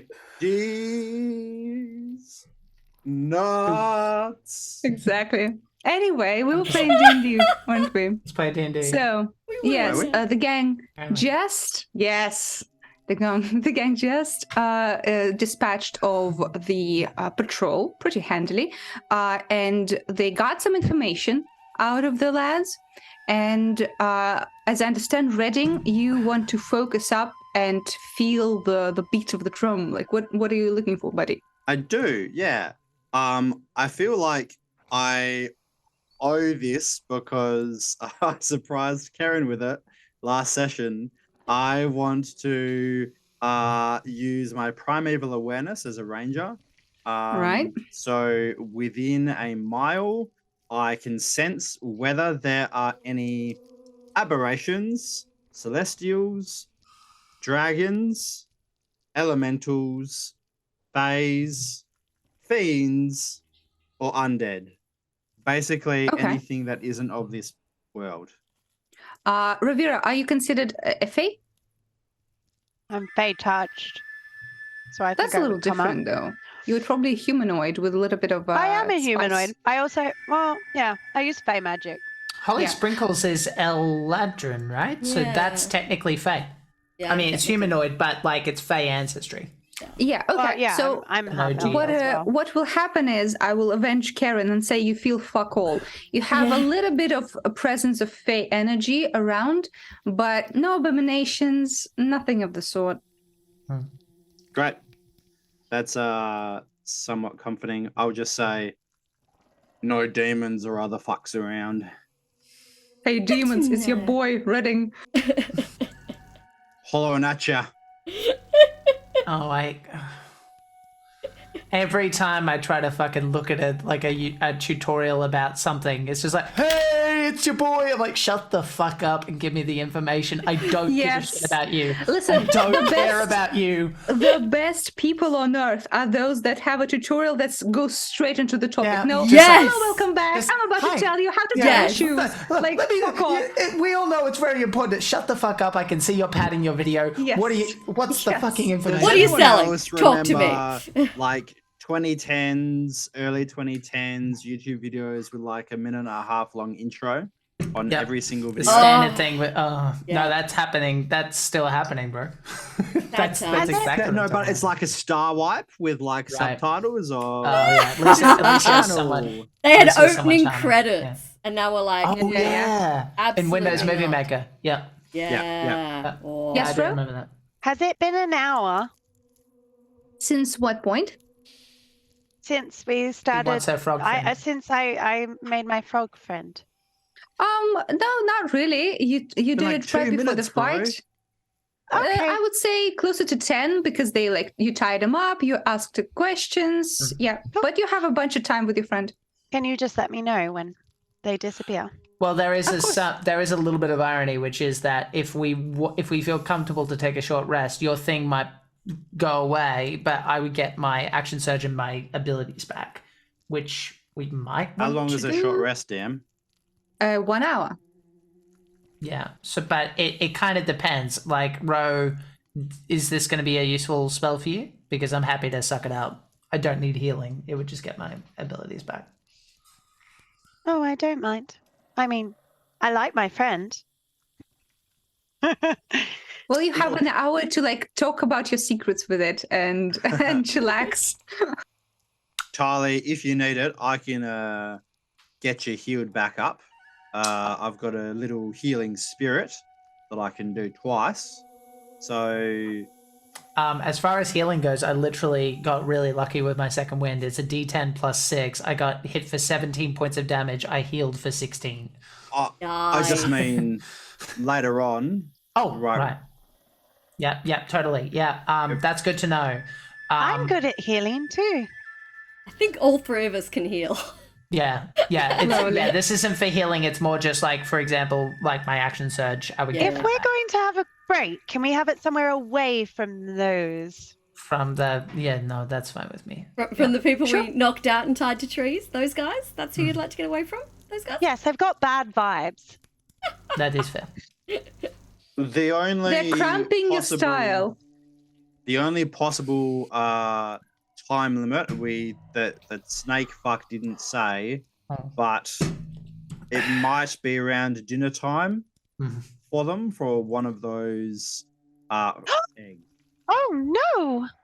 But they didn't say when they chowed down. So an hour might be fine, or it might be time for the dinner bell. Never mind. Let's go. All right, we're tapping it out. Way to We're imbue moving a forward. sense of urgency, Reddings. Like, they might be eating them Nice. right No, now. yeah, no, any other character might be a different story, but yeah, no, Tali got guilt tripped. Like, well, when you Yeah. put it like that, Lovely. we should The probably babies. go. Yeah. All right. So you all, how do you want I to just move want into the more village? opportunities to show that I can kill things.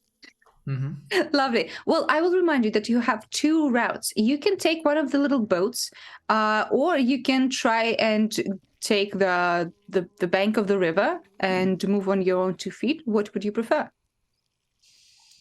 If we wanted to do the river, I could cast silence. I think I can cast it on an object, so I could cast it theoretically on the boat. So we would be super silent. I'm fine with that. Yeah. Okay. You also can't talk or cast spells with verbal components while you're in there, just to make So sure. let's hope no one spots us, otherwise we might be in a spot bother. Alrighty. So then you get I just want onto to the boat. clarify that is a thing, though.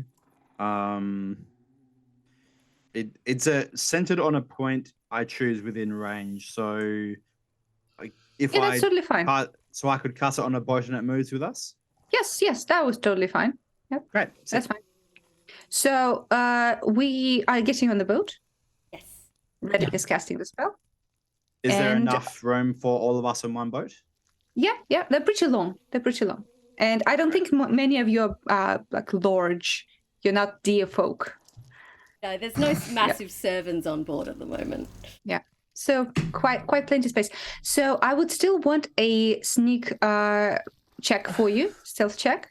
But of course, because you are not making any noise, it's only like the visuals of you, so it's going to be pretty low DC.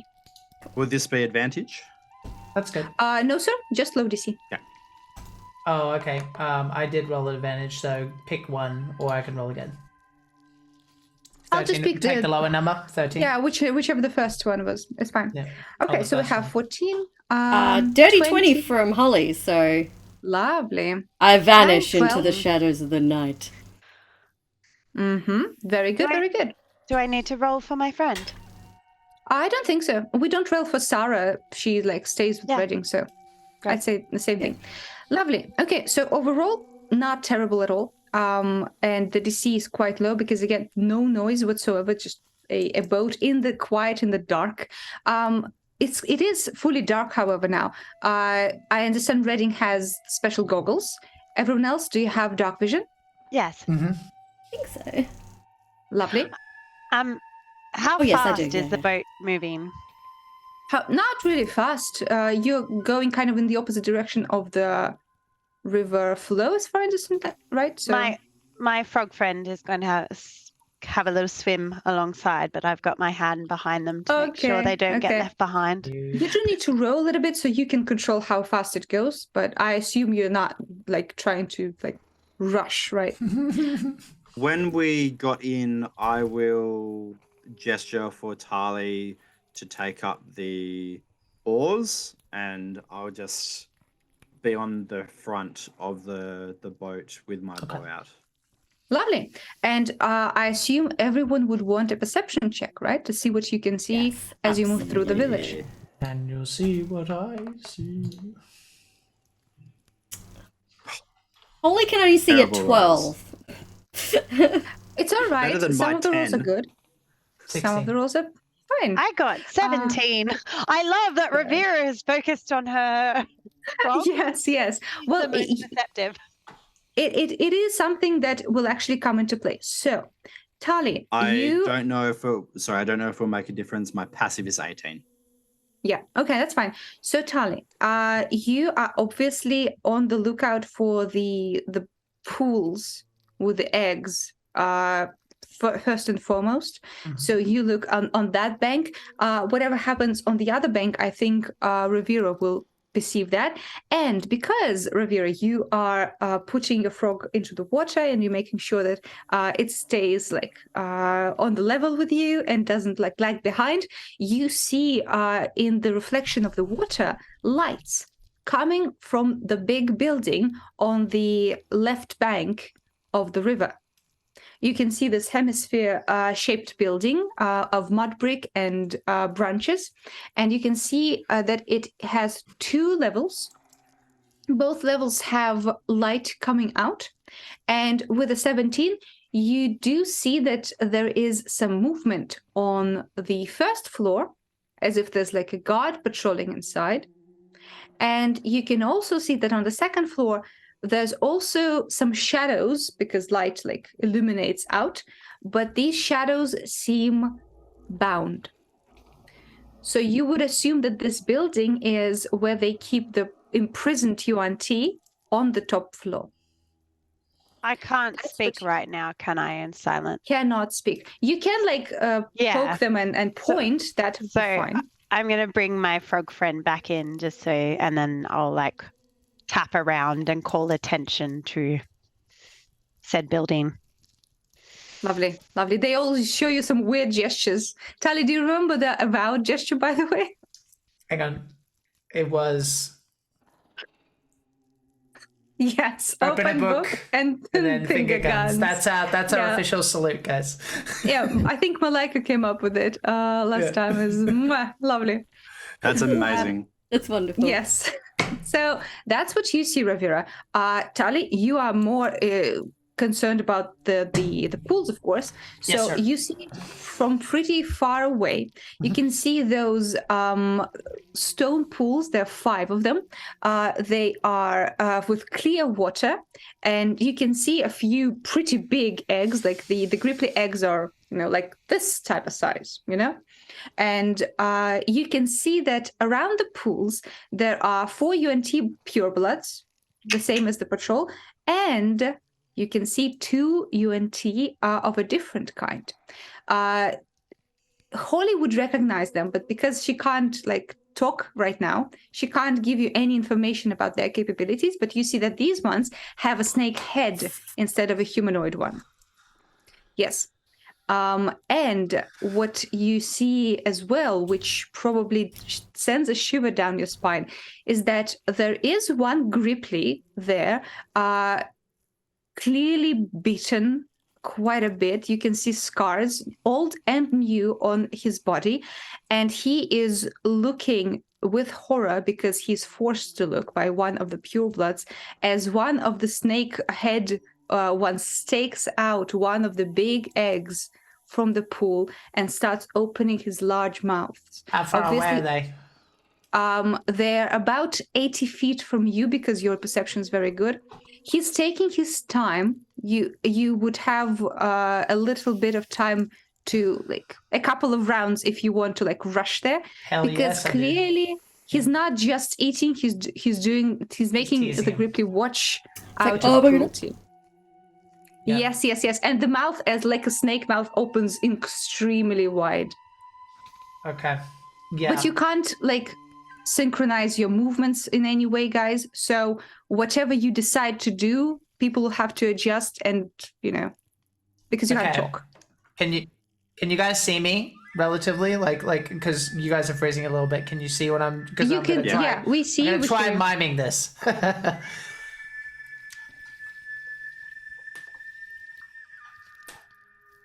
Even I don't understand what's going on. Have I seen? Can I follow Tali's gaze, or just no? I can't see. I'll point it out. Yeah, you can see it. Yeah, Tali points, and because your passive perception is pretty high, you do see what's happening. Great. If I see it, I'm gonna shoot. Okay. Then I'm gonna. Are you shooting at the? Okay. The one who's about to eat the egg. All right. Shoot. Do I get advantage because it hasn't noticed us? Hang on. I'll actually put my hand up. I'll put my hand up because I want to get into position first because I can see this guy's teasing. So I'll just go like this, and I will go point at all of you and make a motion for can't see me. Okay, so what do you do? Spell can't see me ? How far did you say they were? I'm shooting. 60 feet. They're 80 feet away, and it seems like Redding is has made up his mind. Shoot away. Yeah. I've If it's waited, here. and she took a bunch of seconds to shout at me. I'm shooting. Yeah, that's fair Do enough. I? When she was trying to ask, can any of you make her invisible? But Yeah, we I got understand. it. Yeah, we got it. Do I have advantage because they haven't noticed Yes. us? Yes, Right. and also they're pretty entertained right now. Yeah, great. good to This is going to be the one that is currently unhinged jaw, and it's going to be a sharpshooter. All right, Shoot away. 14 to hit. hits. Fantastic. Are they close to the water? They're like 20 feet off the edge of the water. Cool. Thanks. Sorry. Yep. And as Redding shoots, again, I will need an initiative from everyone because they will start. If I've noticed that he's just ignoring me, then I'm gonna push as far as I can before initiative starts, for what it's worth. Sure. Yep. 17 plus 4 cold damage. Oof, strong. Ouch. Yeah, I mean, when I hit, I fucking hit. You hit. You do hit. 21 and- damage in one hit. Jesus. Yeah, I mean, it's the Ouch. plus 10 from sharpshooter. Mm-hmm. And do I get my second attack? Yes, you do. Yes. Great. This will not be sharpshooter. Okay. Should have gone sharpshooter. 26 to hit. You absolutely do. Okay. Max damage 12. Lovely. 12. Okay. Yeah, this guy already does not look happy at all. He's not like bloodied, but you can see that the arrow goes through the wrist that is holding the egg, and it plops back into the water because like this amount of damage, he is not like holding the egg anymore. He's like grabbing his wrist. And obviously the rest of them are looking around, looking for you and where the arrow came from. All right. So it is a time for initiative. So Tali, what did you get? 13, I believe. 13. Okay. Let me just Redding. double check that. 12. 12. Okay. Rivera. 13. 13. And Holly. 17. That's good, Holly. Very good. Okay, so I will remind you that they are 20 feet from the edge of the water. You are a little bit away from the water. So you're moving Yes. close as it happens. So like you're 60 feet away from them. Great. In the I was just about to say, I just realized my night vision is only 60 feet, so I would have to have been that. Yeah, that's Yeah, me fine. too. Because you spent some time like miming and shit, so you would get a little closer as you did. So 60 Right. feet between you. Holly, what do? You can see that they all just stand up, try to grab their weaponry, obviously looking at the water. I just want to quickly check how far. So how far am I from the shore? Sorry. You are 60 feet away from them, and yeah, 60 feet away from them. The shore sorry. is close. Oh, okay. Like, could I jump out of the boat onto shore, or is it not that close?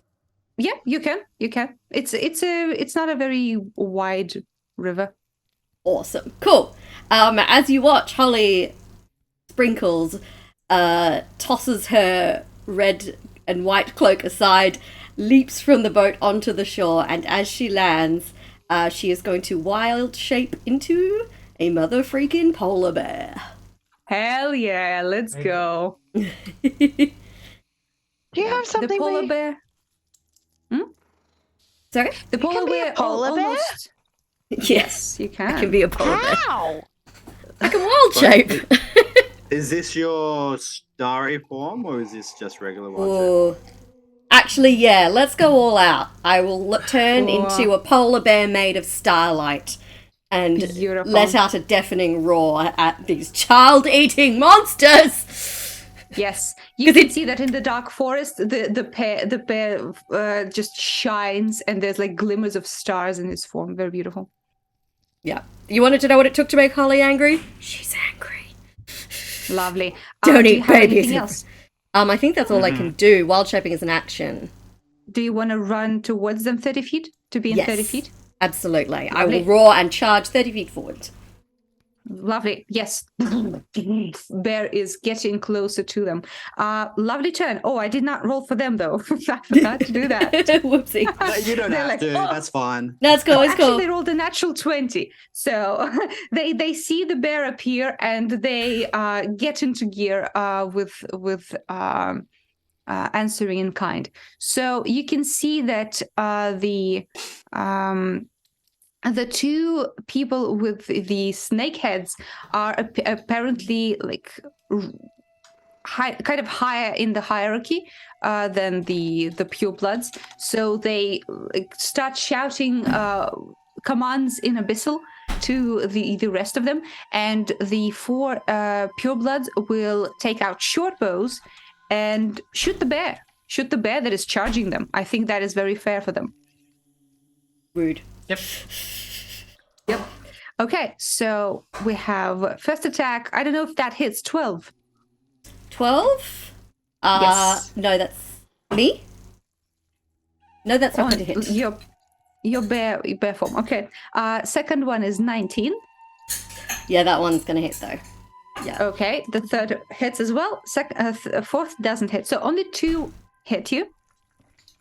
Look, I'll take it.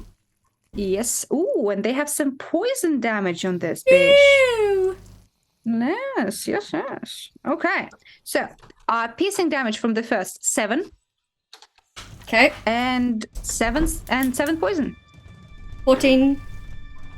Yes. From the second attack, 4 slashing and piercing, and 8 poison. Oof, pretty strong. The 26 points of damage. Ouch! Yeah, and that's only 2 that hit. You can see that the 2 other arrows like whoosh by your ears, and we have the Malisons now.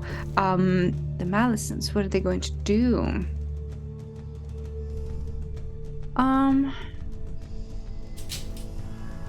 One of them will do this. Okay, one of them will also take out the bow, but he has a long bow, so he'll shoot. Actually, he'll shoot Redding. Yeah, because there's enough distance, and he's quite pissed. 15. Does that hit Redding? It does not. Ooh, nice. So that's it for him then. He hisses. Oh, sorry. Let me just clarify. I think last time I was holding a shield, So it does actually hit. Hits my AC. It does hit. Okay. Well, thank you for the honesty. Let's go with the Let's go with the damage. So, 9 piercing damage. Mm-hmm. And 9 poison damage. Ooh, rough. Okay. Yeah. You can feel the answering pain of an arrow, and the poison, almost numbing effect spread through your shoulder. The other Malison, though, turns to that scarred Grippli and shouts something at him and grabs his hands and ties him to one of the little hooks that they have next to the pool to make sure he doesn't run off or do anything. So clearly this guy is like a worker of the pools that they used to do the work, but right now he made sure that he doesn't do anything in this time. All right, next up is Ravira. Ravira is gonna be like, oh, and point her hand up, and where she points, a storm cloud appears. Yes. Okay, nice. We love this. And a bolt of lightning is gonna flash down from the cloud. At this point, the initial dude doesn't have the egg in his hand anymore, does he? Yes. Yeah, He so does it's going to not. hit that guy. Well, it's hitting that guy, but each creature within 5 feet of him must make a dex save. Although she wouldn't cast it there if what's his If face? the Grippli is close. Yeah, like she. I understand. Or the No, All full of eggs. Yeah. Yeah. Like she's careful about it. It's 5 foot. Yeah, totally. Yeah. I would say it will hit one of the other purebloods as well. Nice one. So what do we get for this? So must make a dex saving throw. Dex saving throw, and it is magic, so they have advantage for this. From both the Malison and the pureblood. Each creature within 5 feet. Yep. Lovely. Okay, so 13 for the Malison. Oh, advantage. Sorry. Oh, that's worse. He does not succeed. Nope. And pureblood does succeed. Okay, so one of them is going to take full damage and one is going to take half. And when she did this, she said goodbye to her friend because her friend disappeared. Lovely. I'll never forget you. So 16 for one, the one that failed, and 8 for the other lightning damage. Okay, and 8 for another one. Okay, good. This is for you. Do you want to get out of the boat? Yeah, I'm gonna move close. How much closer? You know what? Oh no, I can't do that. It's a spell. Yeah, I'm gonna move my movement speed closer, so 30 feet closer. You're next to the bear. Sure. Buddies. Buddies. All right, Tali. So on your turn, the boat moves 20 feet forward, and you are 40 feet away from their group. What do you do? Okay, in that case, I'm going to get a little weird with your permission because I can't reach them now. I love a bit of weird. Let's go. I'm gonna use one of my attacks in a similar vein to a Battlemaster technique, but what I'm literally gonna do is run, scoop up sand with my paw as I go, and attempt to throw and blind some folks. Is that one of your moves? No, it isn't. I'm just making up some shit. Then I will say you should use one of your Battlemaster dice for this. That's fine. Cool. In that case, what sounds appropriate? A dex save for some people? I would assume so. So, how much movement do you have? 30. So, yeah. So you wouldn't get to... Okay, no, you would get to 2 of the purebloods. I'm throwing the sand. Okay, sure. There are 2 purebloods that are a bit closer to you. I will see what they feel about this. Oh, first one definitely doesn't succeed with a 6. Oh, the other one does. All right. So one of them is blinded currently for the remainder of your round, I would assume. So let me just see here. So, for example, if we did a saving throw, if my understanding is right, if we're using a Battlemaster die, it would be till the end of my next turn, typically, is how it would work. Next turn. Sure. Yeah, why not? Yeah. So like a full turn is what you get. Essentially. So one of them is blinded. Great. I will throw then with advantage my hand axe as I basically just chuck sand in his face. Sure. Let's go. This is my spell casting, bitches. Okay. And they don't get advantage to save from this spell casting because it's not magic. Right. Pocket It's not sand. magic. It's literally pocket sand. Sando, please nerf. It's rough and it gets everywhere, so like definitely needs to nerf. Absolutely. Jesus. Yeah, let's go. Natural Tali. 20, everybody. Yes. Are you making Raiders. Battlemaster or Raiders? Welcome in. Hello, Thank you, GM Raiders. Workshop. Raiders. 100 people. Hello. As you calculate your damage, I shall tell the raisers. We are in the middle of Please the tell 12 days of Candlekeep. Yes, we're playing through the Book of Cylinders, which is a quest to save a village of frog people from bad UNTs. And currently the party saw UNTs trying to eat one of the frog eggs and passionately rush towards them to stop the murder. Welcome in. Yes, and I've scooped up sand internet to throw in their faces. One of them got an eye full of sand, and then I followed it up with a hand axe, which hits it right in the clavicle for 9 points of damage. Lovely. That is my turn. That is a very good turn. Very nice. Good turn, Tali. Yeah, Tali's in the mama mode. She's there to mad. save the day. Lovely. We don't stand for any baby eating here. Yep. All right, ready. It's a good rule It of is your thumb. turn. Yeah, you're 40 feet away. We're anti-eating babies. And eating, yeah. How could you say something so controversial yet so brave? So 40 feet away from the closest enemies, Yes. or from all of them?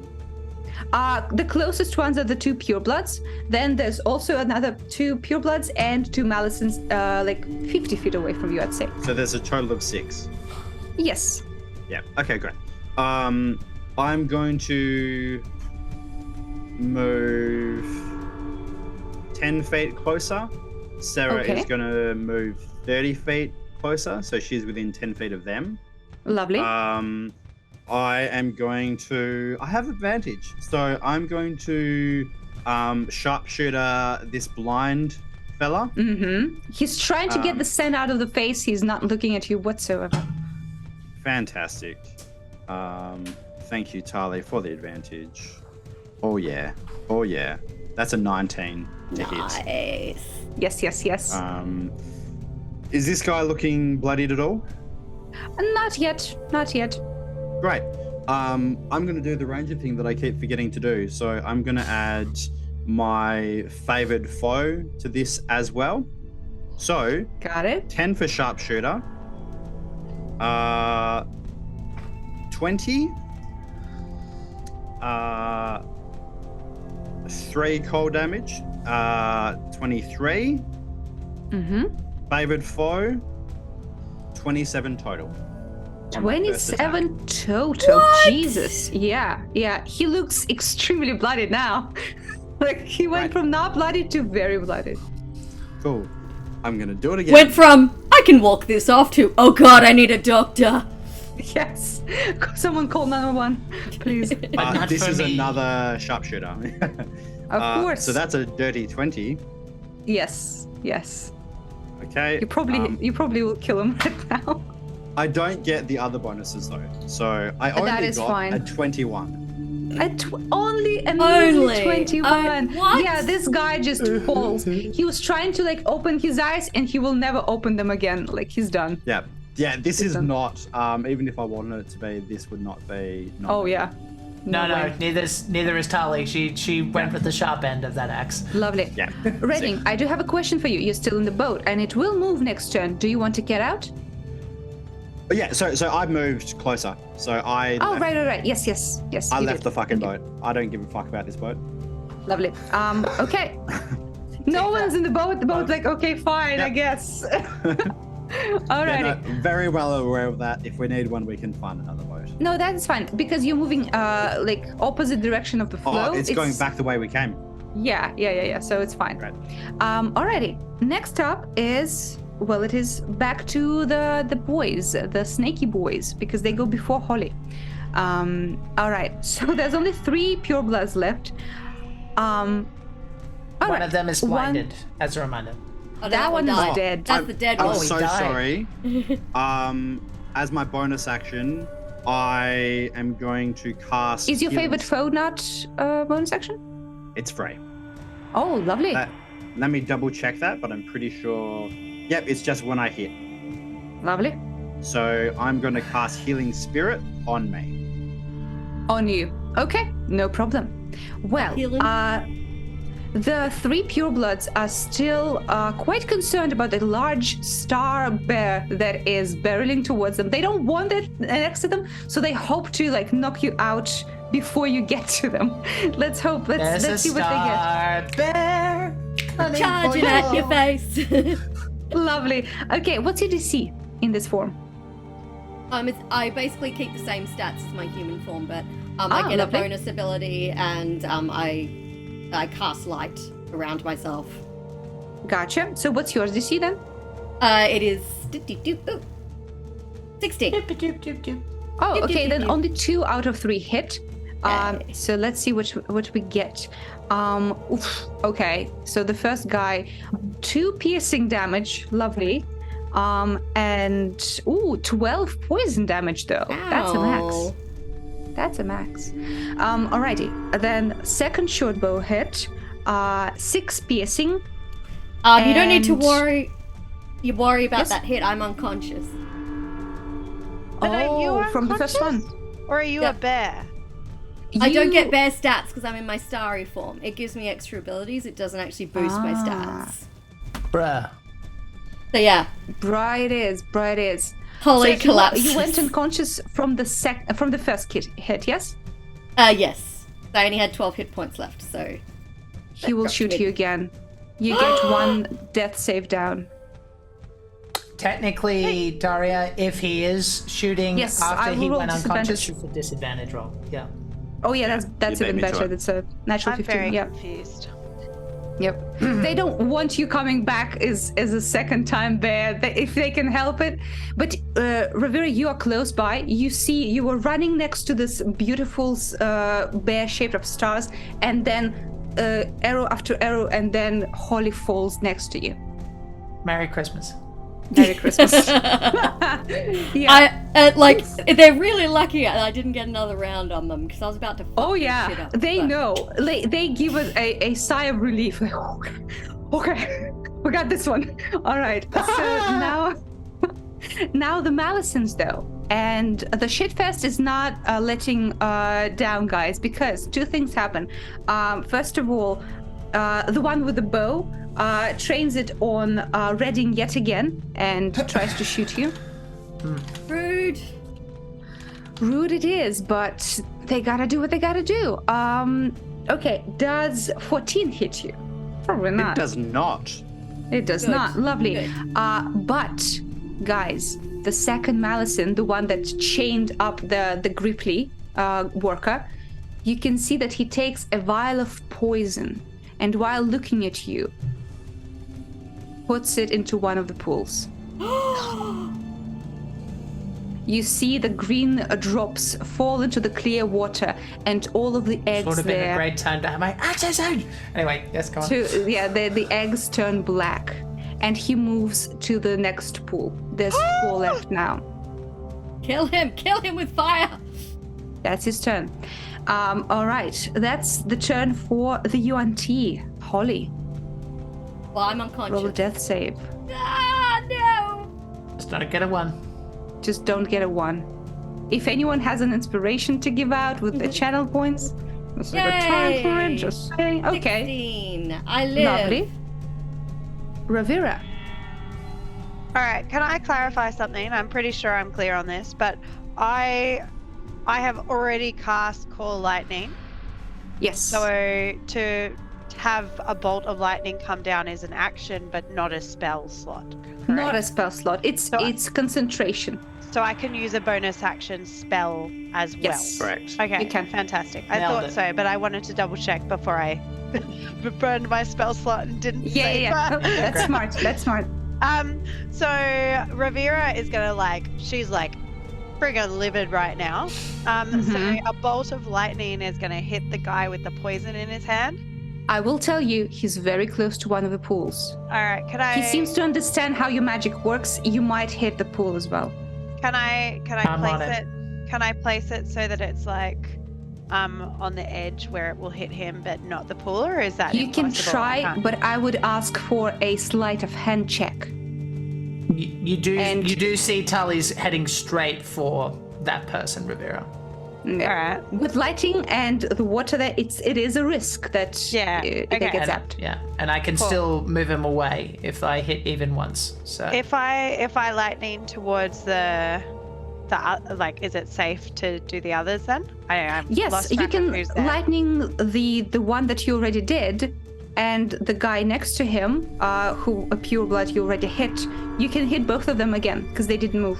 All right, cool. So that. she's gonna go to do that, and then she is very smart, so she won't do that. If she was less smart, that would Yeah. not be happening. But she's very intelligent. They have to. That's safe. Yes. Yeah. Okay, let's go. Thank God for advantage, because first one was a natural one. Still doesn't pass. Malison is eating shit right now. Pure blood also doesn't pass. None of them pass. Yeah. So they both get a massive 6. Okay. Actually, massive 6. can I use inspiration on a reroll On a damage? for a damage? I don't think so. No? Yeah, I didn't think so, but I was like, Yeah. worth a try.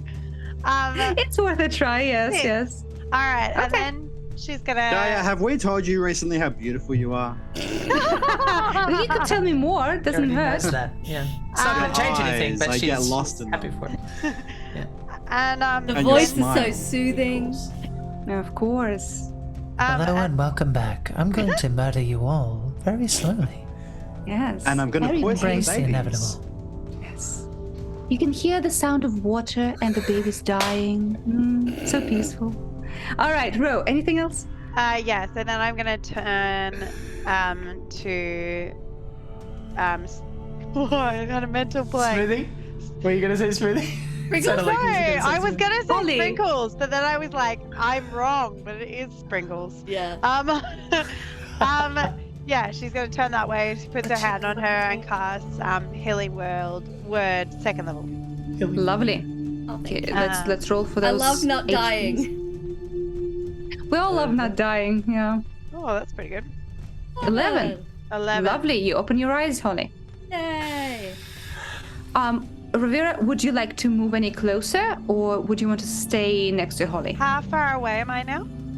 I think you're 30 feet away from the closest purebloods, and about 50 from the Malisons and Grippli.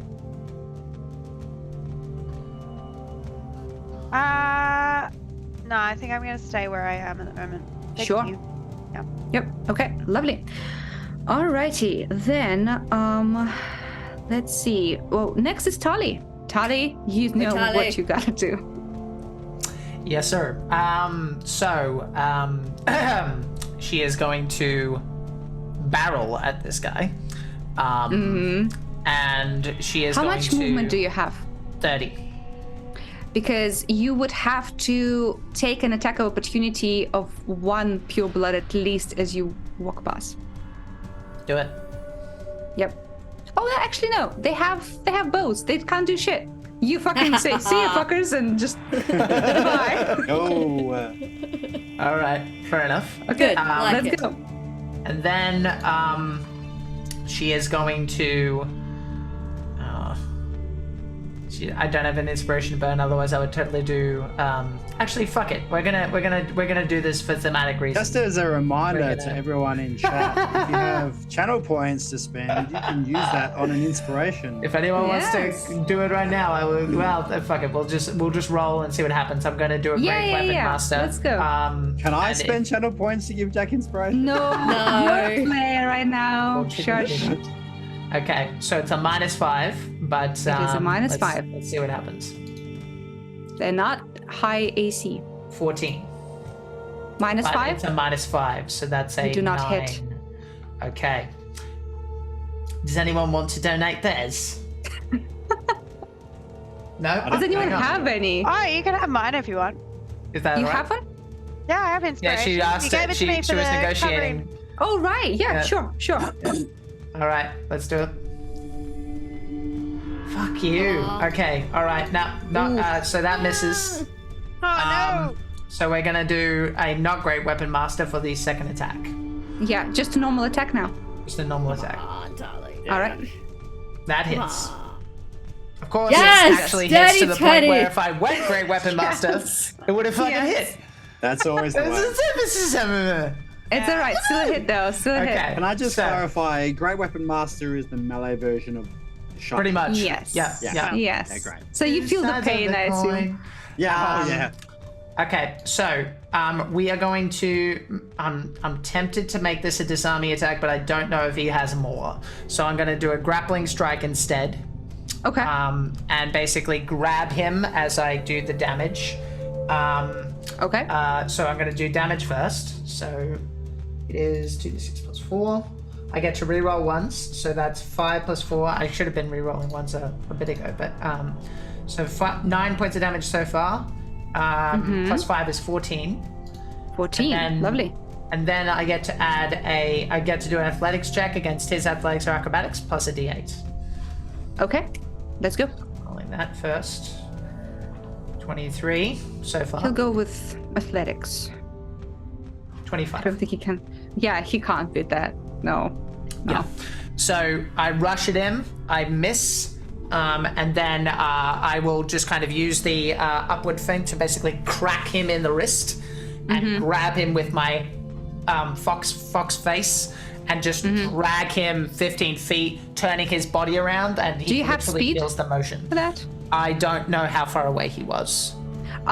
You were right in front of the purebloods. Between the purebloods, there is 20 feet. So I'd say you only have about 5 to 10 feet left. You can't do I'll much. use 5 feet of movement then, that's fine. So 10 equals 5 when I'm dragging someone. So I move him away from the pools and I literally turn his body away from the pools. So basically whip him around. Yeah, that is enough. So that he can't do anything. And this guy is much larger than you. He's still medium-sized, but he's built. Yeah, but this tiny fox lady is just powered by anger. Yes. Very good turn, Tali. Redding. That's all my shit. I've got nothing else. Just Lovely. to be clear, this Malison is grappled. Does grapple give advantage on attacks against it? No, that's restrained. No. Unfortunate. Yes. I almost But I took will the say, grappling feat, the second Malison that was shooting at you is severely hurt by way of Revera's lightning. She did damage. I would have said one thing as well as I'm doing this. Obviously, it's muffled because I use my teeth when I'm like I say muffled. Get the eggs out, if you can. Okay. I'm not going to do that because... No, you probably can't. That was just in general thing. Yeah. No, totally. No, not a problem. First thing, this is my second turn in my healing spirit, so I rolled for that last turn, by the way, and got a 6 on the healing for that. So this time again, it's going to be 4 healing.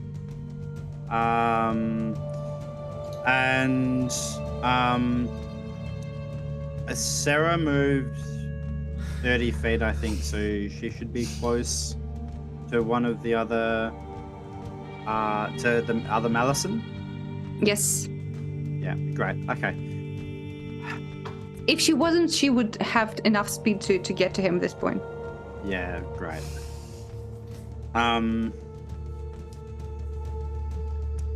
Okay.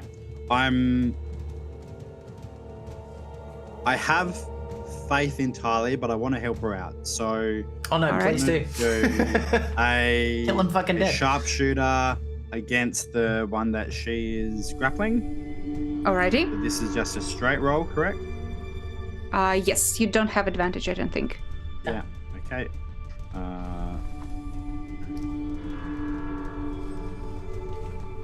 With my sharpshooter, that's only a 10. Yep. Do not hit. Yeah. Okay. Unfortunate guys, I'm so sorry that your rolls are so shit today. Yeah. Then I'm gonna retrain. Big fight in my campaign as well. Just shit rolls after shit. Yeah. Okay, what's next, Redding? I'm gonna retrain onto the fucked up Malison. Good choice. Good choice. Do a sharpshooter on that funny fella. He's very funny. Oh, fuck off. Oof. No, that's a miss too. Yeah. Tell me, is Redding like nervous or concerned or too angry? What's going on with him? What do you think? Yeah, I think he's sweating and sweat is getting into his eyes. He's getting really frustrated. He's losing his focus. Yeah, he's losing his cool. All right. Fuck. Sarah, go. And Sarah is going to go up to of the enemies within range. Yep. What is the bloodiest looking? Is that the other Malison? The Malison, yeah. Great. That Malison is going to get a dragon chomping on it. Lovely. This is a D20 plus numbers that I will look at later. But it's a natural 14, so I don't think I need to bother. Oh, yeah. Absolutely. Yeah. Sarah does hit. I think she senses your frustration and anger and just pushes everything she has into this bite. Fantastic. It's a big 3 plus... Okay. Plus my proficiency bonus, which is 3, so 6 piercing damage. He's so close, but just a little not enough. He looks very bad. You can see that when she pulls away, in the teeth there's like a big chunk of his arm just stuck there, and she's growling. He looks bad. Yeah. All right, lovely turn. How close is Sprinkles away from me? Oh, not close at all. They're like in the other direction on the beach. I would say 30 feet or so. Okay, cool. All right, then I will stay standing in my spirit. All right. That is it. All right, so it is the turn of them. I want somebody in chat to please roll me ! Roll space 20. I want to see how smart these guys are, because I have a strategy, but I just don't know how would they think of this. What? They are dumb. They are super dumb. Yes. Protect our leader. Protect our poison leader. Yeah, they are definitely also quite frustrated and absolutely aren't thinking straight at this point. So they will not do the smart thing. They will do what they want with their emotion. So they're using their lizard brains. Exactly. In this case, we're gonna shoot Ravira a couple times. Acknowledged. Oh, first one is an 18 on the die. Second, I don't know if it hits with a 12. Meets beats. Meets beats, yeah. So if your AC is 12, then it hits. Yeah. Okay, so Are that's you wearing 2 armor attacks. or anything? Yeah, leather armor. Rip. And you're holding concentration on the lightning, correct? I am. So you'll have to do 2 Constitution saving throws. For first one, I'll tell you the DC once we get the damage in. So it's 3, 4, 9. 9 damage to you from the first hit. Mm-hmm. That is just enough, Ravira. 10 or up saved you. So 9 damage from the first. Second attack.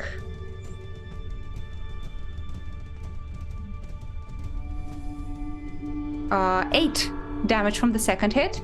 And again, you hold the concentration. You feel the pain of poisoned arrows pierce your leg, but you steadily hold the spell. The third one with the bow, will train it on Sarah, because he just saw her take a chunk out of his boss's body, and he's like, he tries to shoot her. I don't think he actually hits with a 7. No. Yeah, no, I wouldn't think 17, so. Yeah, they say. Yeah, he's like, you know that feeling when there's like a small but very angry dog at you, and you don't know what to do. He's like wildly trying to hit, but of course he can't. All right, so that's the little boys. The Malison that is attacked by Sarah, he will retaliate for sure, and he will take a bite. I think, take a bite out of Sarah. Ooh, 17. Equals Bates? Yes. Okay, in this case, 7 piercing. And almost max, 11 poison. So 18 total? 18 total. Okay. She's alright? She is. Lovely. Okay, and the last Malison, the one that is locked with Tali in this grapple. Yeah. He will also do a bite, I think. Okay. He'll do a mighty chomp. Yes. 16 AC. Yes. Let's see if he hits. He does not. He tries to bite you, but you put more pressure on the arm in your grasp, and he like hisses and misses with his own teeth at you. Does he have any more attacks though? No, only bite. Okay, that's it for him then. In this case, Holly. Okay. So how are they kind of arrayed now, I suppose? They're pretty much, they haven't moved too much. So in front, there's 3 ranged attackers with bows, most of them shooting Rivera right now. To the side, there's very, very bloody Malison, who has Sarah hanging from his arm. And in the back, you see next to one of the pools, Tali trying to push one of the other Malisons away from it and holding him in her grasp. Was I The one unconscious? I'm grappling has poison in his hand, I think. Was He I doesn't unconscious have when it that happened? out, but yeah. You were unconscious when they poisoned the pool, I think, yes. So I wouldn't have seen that. Bugger. No. But you did see some urgency in Tali's movements. And I did say, get the eggs. And if you looked Yes. over, Daria, you did describe that they looked like they were turning black. That is absolutely true. One of the pools, you can see the water and the eggs look rotten suddenly. So I think Right. Holly is smart enough to put the facts together. Oh, right. I will. If I I can will- throw something out too, you witnessed the last time we did this. You know that if you attack when you're close-ish to Sarah, she can help you. She can add damage if you're within 30 feet. Even if it's magical? As long as you are doing an attack roll. Let me double check. It has to be a weapon attack. Weapon attack. Okay, so Holly, what's your action? I'll see Tali grappling the one near the poison pool, and I'm like, well, shit, that one gonna die. If I can. And I will guiding bolt Nice. at 3rd level. Ooh, let's go.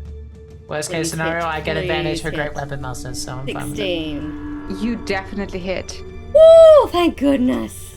I was really worried I was Free gonna miss spell, there. 16 points of damage. Okay, that is very good. He's now almost bloodied. And whoever attacks him next gets advantage. Again, he is now sparkling Very good. with magic. I assume you stood up for this? Yes. I'd use my movement to stand up and be like... Are you Yes. still in starry form, or did you revert? No, back? I would have lost it when I was knocked unconscious. So I am back in my normal form. For the time being. That's all right. I mean, Bonus I could- actions? I mean, I could wild shape into an animal and get some extra HP. But then I think can't that's an cast action magic. for most, isn't it? Action. Oh no, that is an action. That's your circle of the moon. Yeah, and I can't do Alright. any of my bonus action spells because I just cast a spell. Still good. Good turn. All right. So now then, it is Rivera.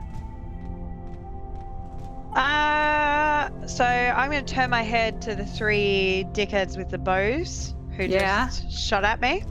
Yeah. The 3 of Dickheads them. with the bows, yeah. Yeah.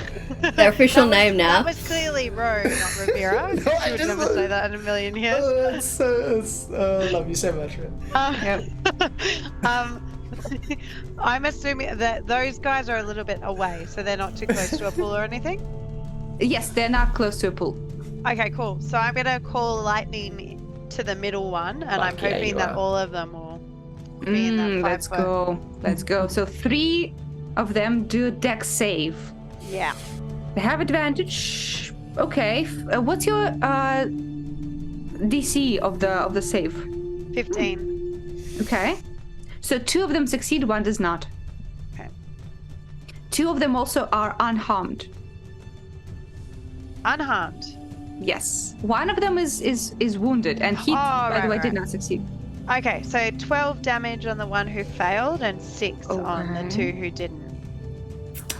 Okay. Yeah. The one that did not succeed looks bloodied.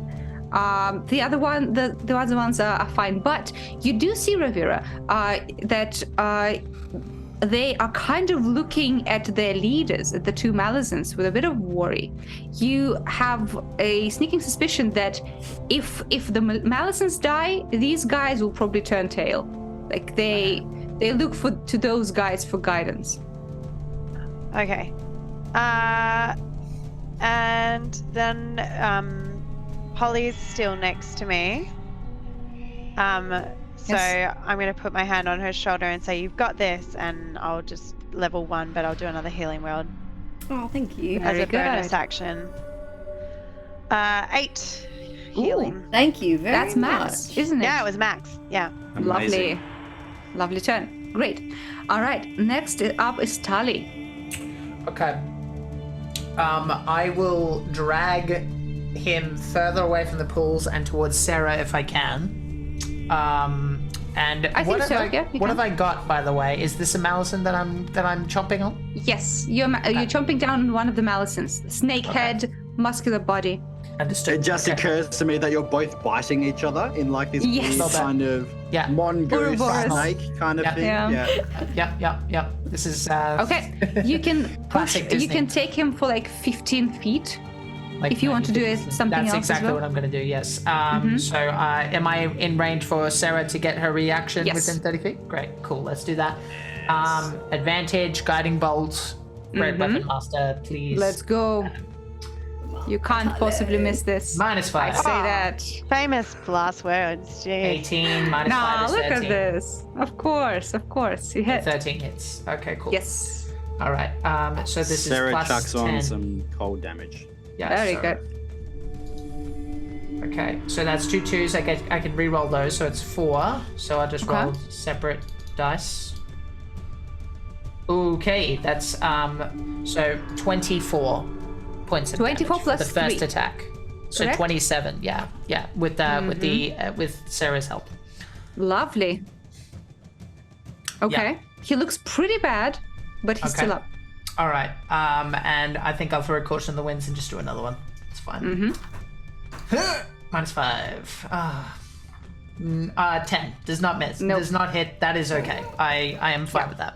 That is my Yeah, 10. you still did a lot of damage, and he looks like pretty fucked up. Yeah. Both of them look extremely fucked up, actually. And that, I think, does set some fear into the hearts of the purebloods.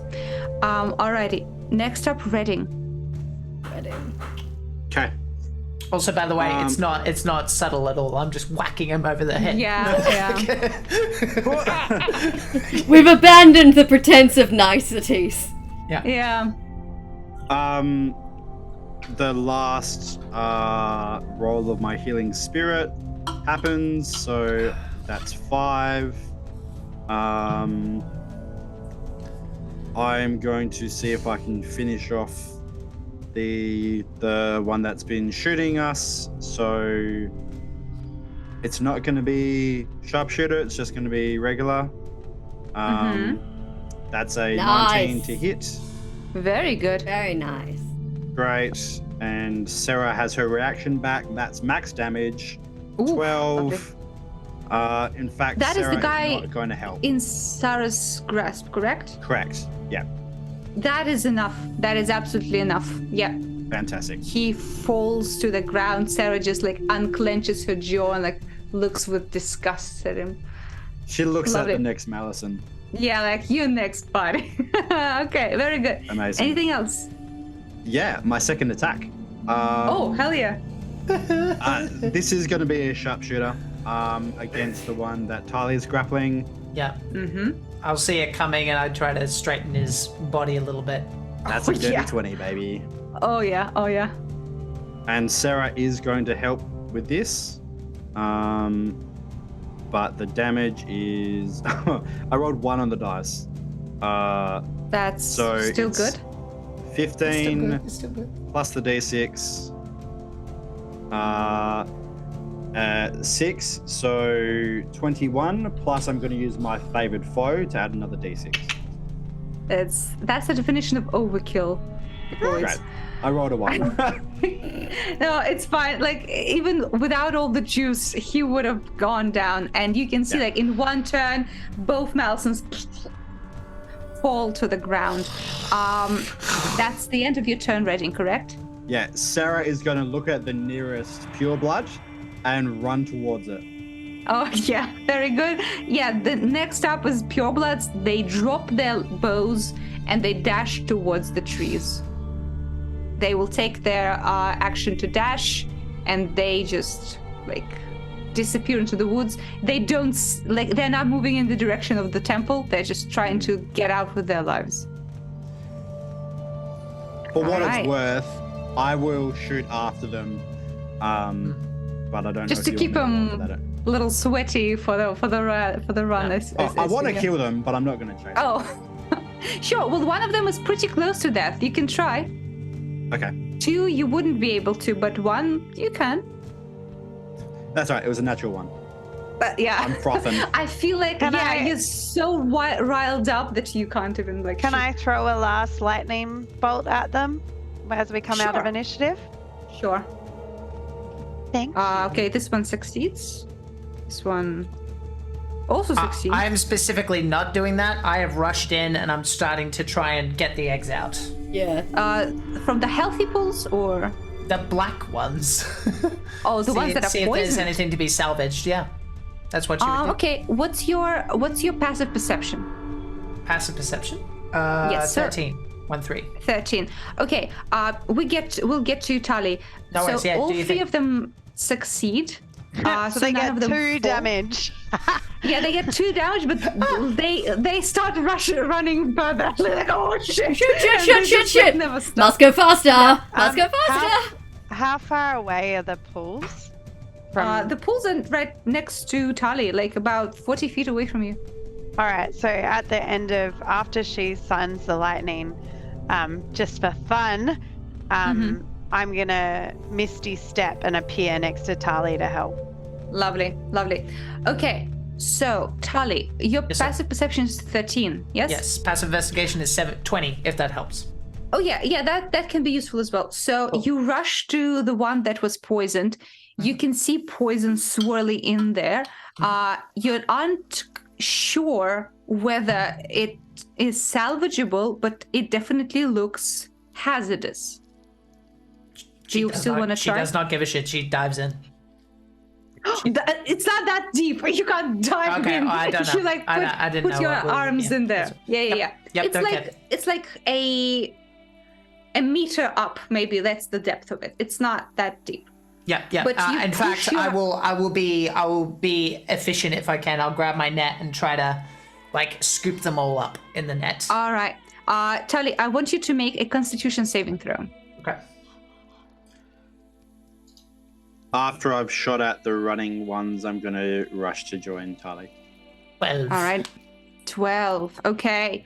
So the rest of you, as you rush close, you see Tali trying with hectic energy, trying to gather the eggs out of it, and you can see the fur on her arms starts to dissipate. You can see poison seeping into her skin, and you get a bunch of damage. Ooh, Yes, sir. I rolled almost almost max.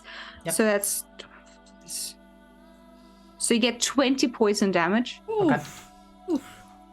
And you start scooping the eggs out, and the rest of you, please roll either medicine or perception, whichever you choose, as Tali does this. And I'm not rolling because I'm physically doing this. Yes. Right. Dirty 20 on perception. Ollie? Okay. Oh, Got all 18. three of you. All three of you understand the sad fact that Tali's efforts are in vain. All eggs in this 1 out of 5 pools are dead. You see that she's like hissing through pain but doesn't even notice it, but the eggs in her grasp they will not come back to life. You guys are druids. Fix it. Ollie? Fix it. Can't fix. I'm going to just put a hand on Tali's shoulder.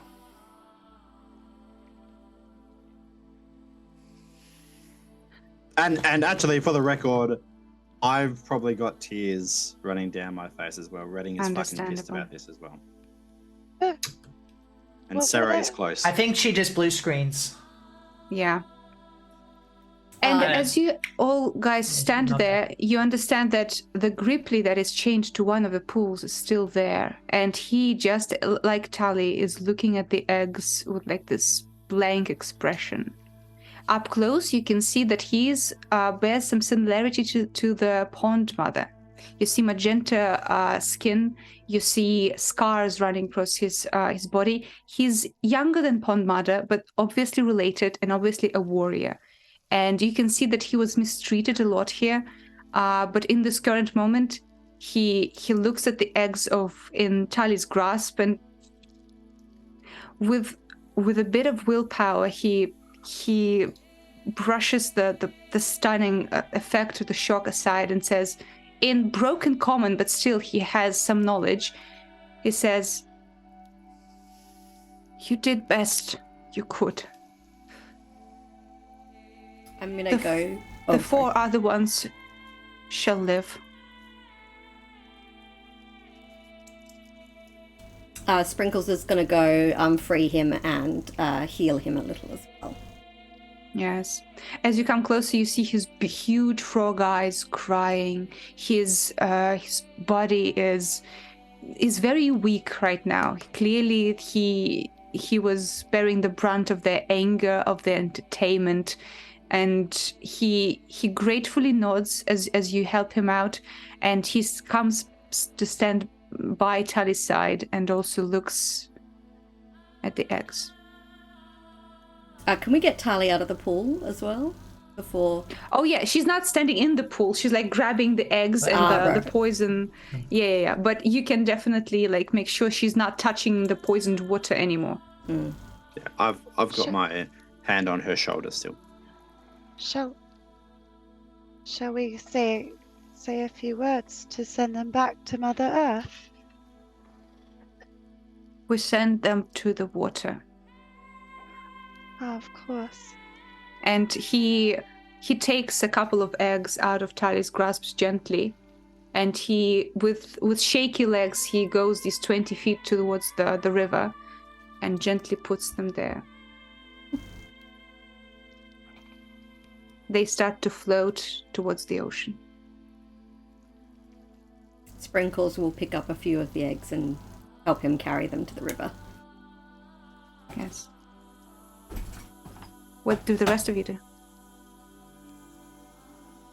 I'm not doing anything. I'm standing next. I'm staying with Tali with a hand on her shoulder, just staying with her. He doesn't move an inch. Oh. No. All right. Ravira?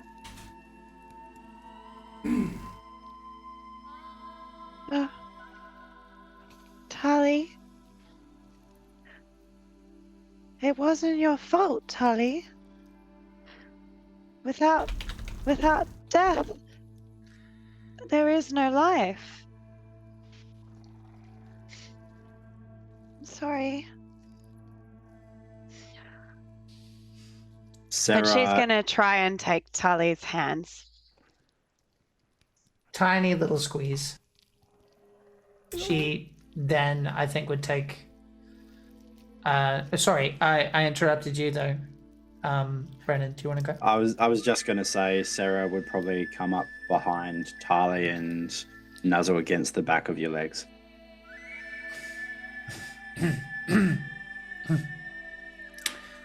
Yeah. Yeah. Hand off shoulder. Yeah. Yeah, you're right. It had to happen. Tali, I am sorry I can't do anything about... But may I... Tali. May I help you? Oh. Yeah. And she's gonna put her hand on and cast Healing Word. I'm gonna, if it's okay, Daria, because I think it's neat. That was a shit ton of damage. I don't think that first going back, or at least anytime soon. Yeah, that is more than enough. At the very least, it's gonna come back real patchy. So yeah, that's understandable. Well, you can see the magic starts to like scab over some of the obvious burns of chemical burns, but yeah, the arms are in bad shape. Redding is still standing in front of you, looking at you with his badly scarred upper body. like twins. Tali, we're gonna make these fuckers regret this. Okay. Yeah. as you do this, you see that Holly and this Grippli slowly and with reverence pulled all of the poisoned eggs into the water. You see that the river gently takes them towards the ocean, and when the last one is disappearing beyond the bend, you can see the Grippli turns to you, and you can see that this man is a warrior. He is made of sturdier stuff, and he turns to you with determination, and he says, "Yes, human tells the truth. They shall pay. My name is Pond Defender. I am the son of Pond Mother. I stayed behind in the village to look after our children. I could not save them by my own, and for that I will be always guilty. But I thank you for your help. Those that were saved will have a wondrous life, and those that went back to the ocean will turn back into the rain and come back to us next season. I will take up my weaponry and I will go with you. We will free the village together." Good. And I'm gonna hold out my hand to Pond Defender so we can clasp hands. Yes, his soft, wet skin touches yours, and you can see, you can even feel like in some spots his hand is like tougher from weapon usage. You can see that he knows his way about weaponry. He doesn't have anything on him right now, and he does consider, like with a considering glance, he looks over at the Pond Mother house, which you assume that there would be his weaponry and armor. But he says, "We need to take a bit of rest."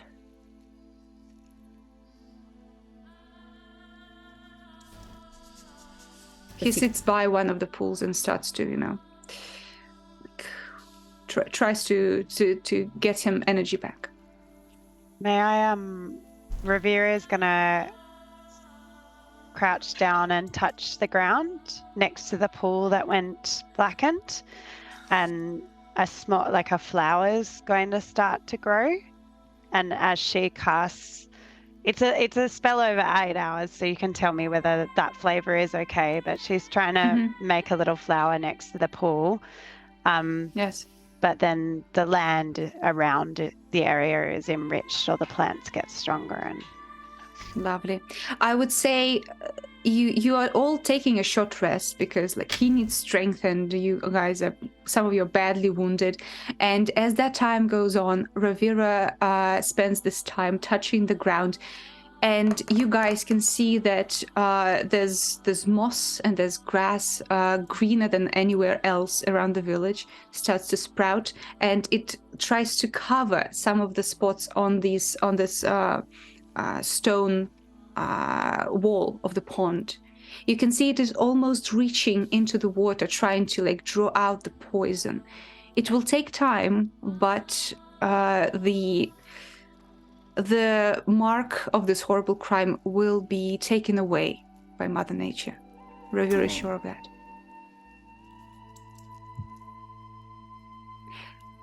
As all of you sit around the pools and take stock of your situation and look around, you can feel some of that magic calling some of you back to Candlekeep. But you have time to say something to Tali, because you can see that she's determined to stay. Whether magic beckons you back or not, she will fight it. So if any of you feel that the teleportation is taking you, what would you do before this happens? It was lovely to see you all again. Sprinkles I'm going to staying, actually. I'm going to offer my arm into the bro shake, and then I'm gonna pull Tali into a hug. Oh, lovely. She'll take it. because her face is hidden, she will quiver for like a couple of seconds, but then show nothing once it's... I'm gonna whisper into her ear, "You're gonna fucking make him pay." That's what they do. And as Redding gives you a tight little squeeze, you can feel the pressure of his body let off, and in a very soft light, Redding disappears. Remember, Tali? From death comes life. Always. You're a good girl. You'll be safe, okay? You too. Don't do anything silly.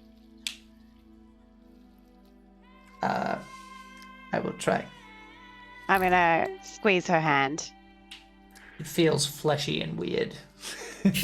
Yes, but as Rivera squeezes your hand and as Rivera starts to dissipate with the magic, you can see one of those little flowers left in your palm.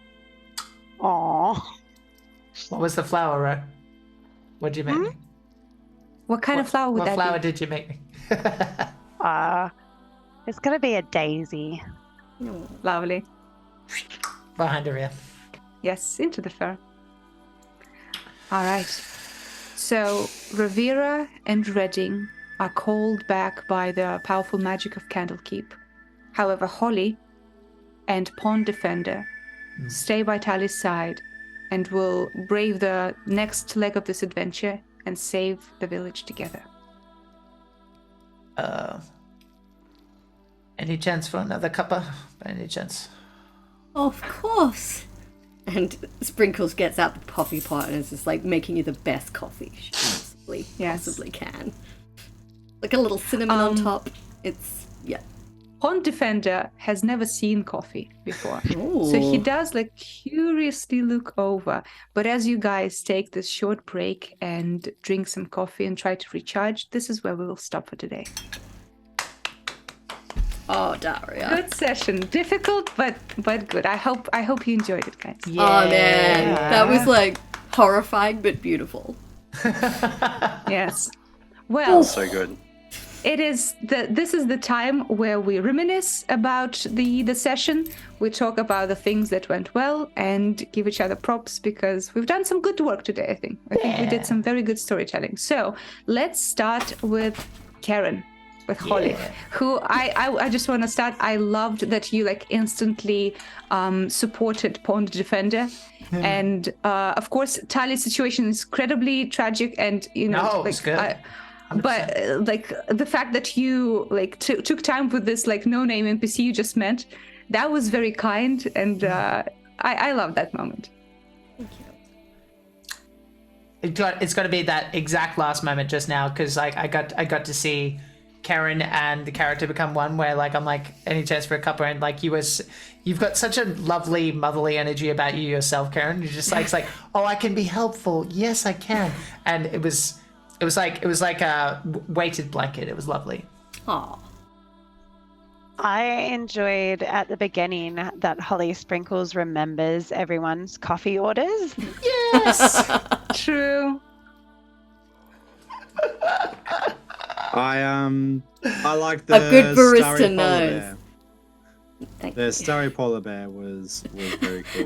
That lived like- briefly and died gloriously. No. But it was a good thought. They were No, scared. Like they were Yeah. real scared of you. Look, I drew the I fire for actually a couple think- of rounds, so... Yeah, look, I think there's a lot of value in druids for that. It's just unfortunate that you didn't get the extra hit points as well, but Yeah. you drew fire, which was Basically, the polar bear form, so these are basically a little modification of the starry form, because usually the starry form isn't an animal form, but I wanted to make them animal forms, so I love it. yeah. So yeah, the polar bear starry form means I can shoot like a arrow made out of light as a bonus action, so I can actually cast a spell for my action and then shoot the magical bolt as a bonus action. So in combat, that's really cool. But I didn't get to do it because I died. You were still very cool. Favorite self moment, Karen? Oh, I don't think I wrote. I was busy writing them down for everyone else. What else did I do today? It's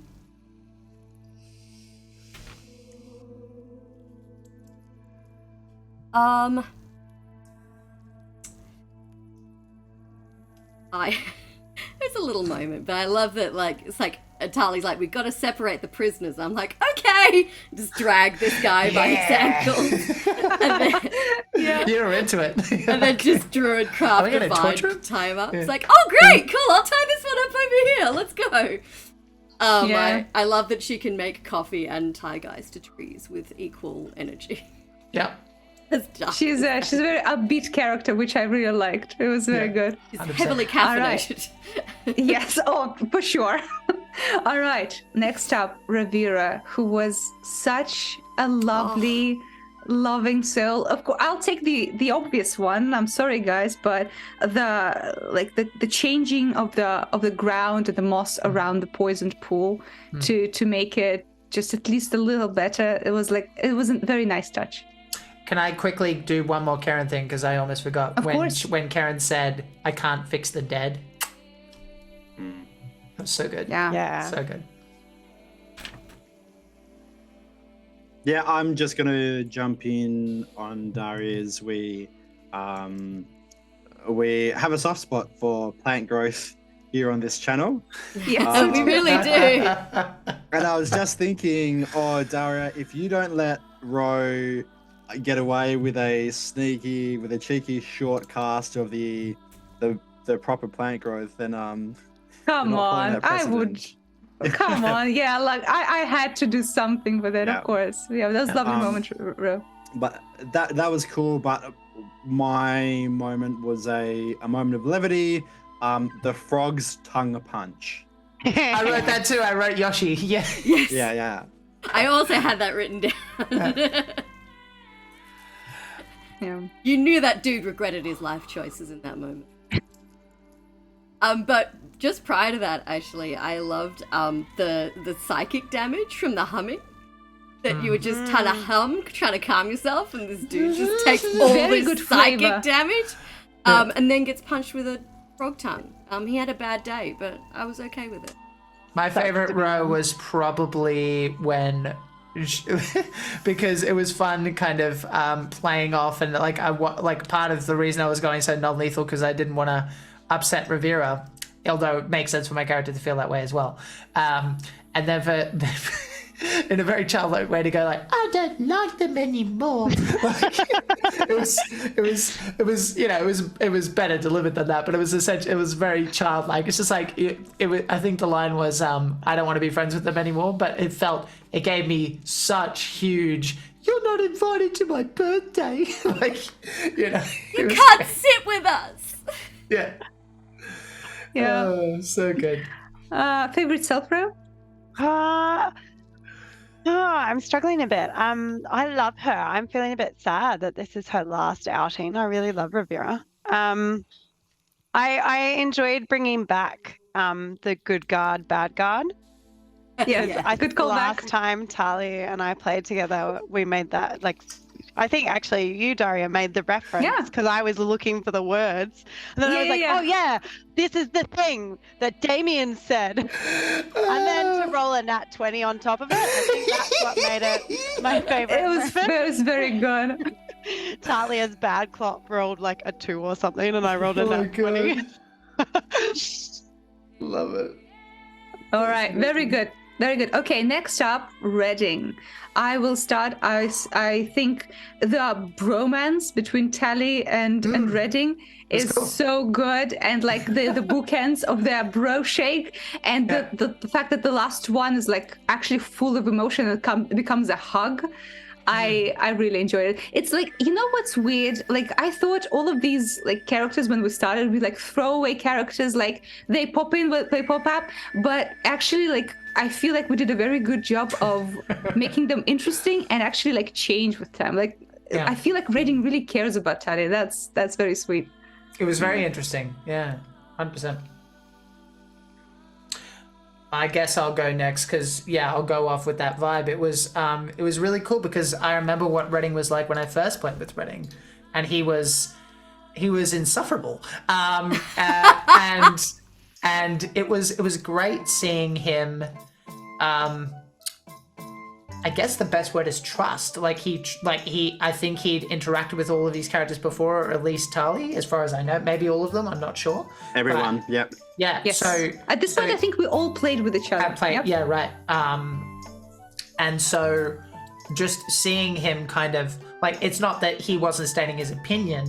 It was just that he just felt more comfortable, and it also felt like he maybe had someone he could actually trust in Tali as well, if nothing else. Not that he didn't trust the others, but it's just okay, we're on the same sort of wavelength here. So that was cool. It was nice seeing that evolution. Also, to add on that, I think maybe part of it, I don't know, maybe Brendan will tell me, but I feel like also there's a fact of Tali being very efficient in a fight as well. I feel like Redding respects her skills in a way, you know. He's loosened up enough that he took his clothes off. I was just gonna say. About that. My favourite moment in general was the beginning, because I loved that you lent into that.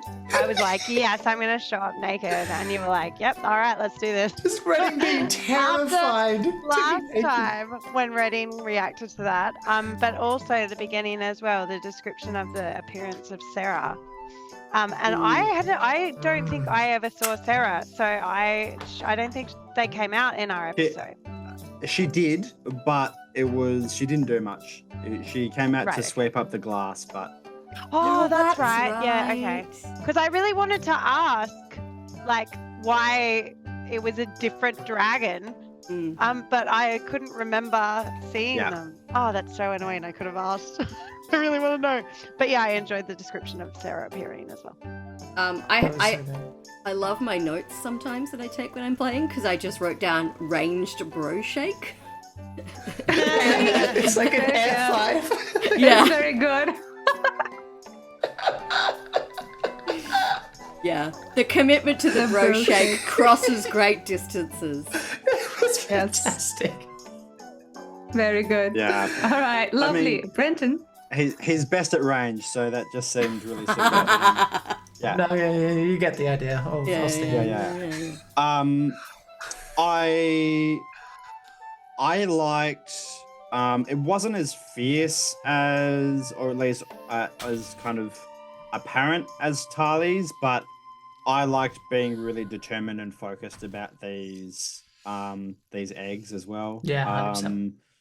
And I think that was one of several reasons why Redding felt very close to Tali.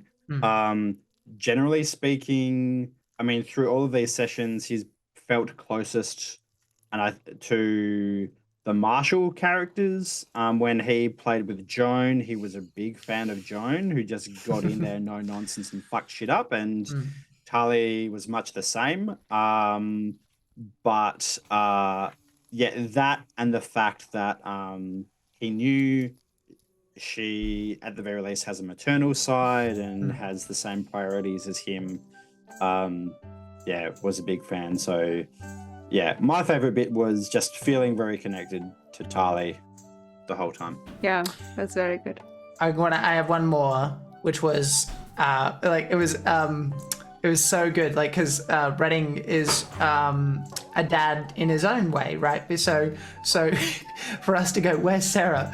And then it's well, since you are, I'm that is totally what every proud dad does. But without being a dickhead about it. He's just I'm just waiting so I can talk about my kid. Well, now you mentioned it. Look at all these photos in me wallet. This is her when she graduated. Fuck yeah, did a great job.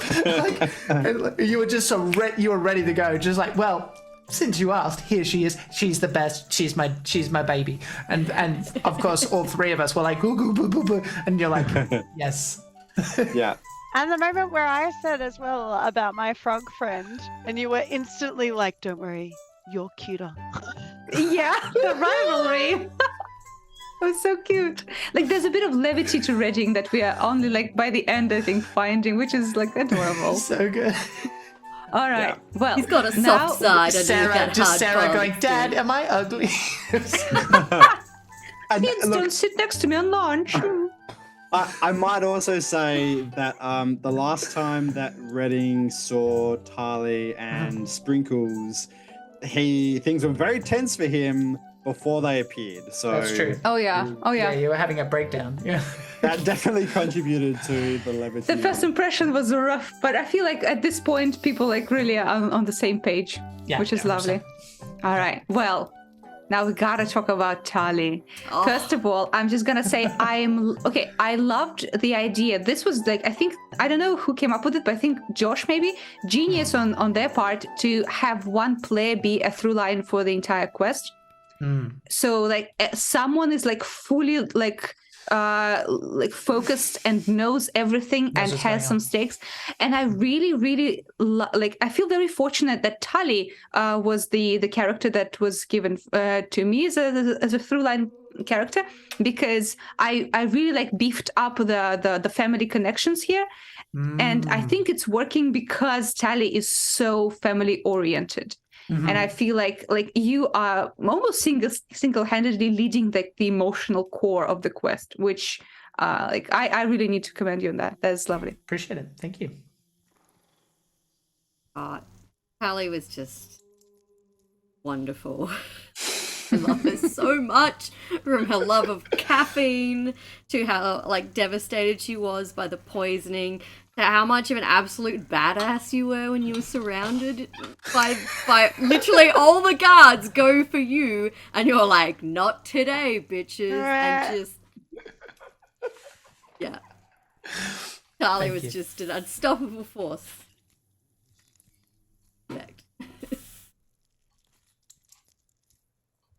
Yeah, I'm gonna leapfrog off of that. I mean, the emotional stuff is obvious, but I really liked how much of a badass Tali was, of just dropping two of the idiots who swarmed her was very cool. 2 swings, 2 downs.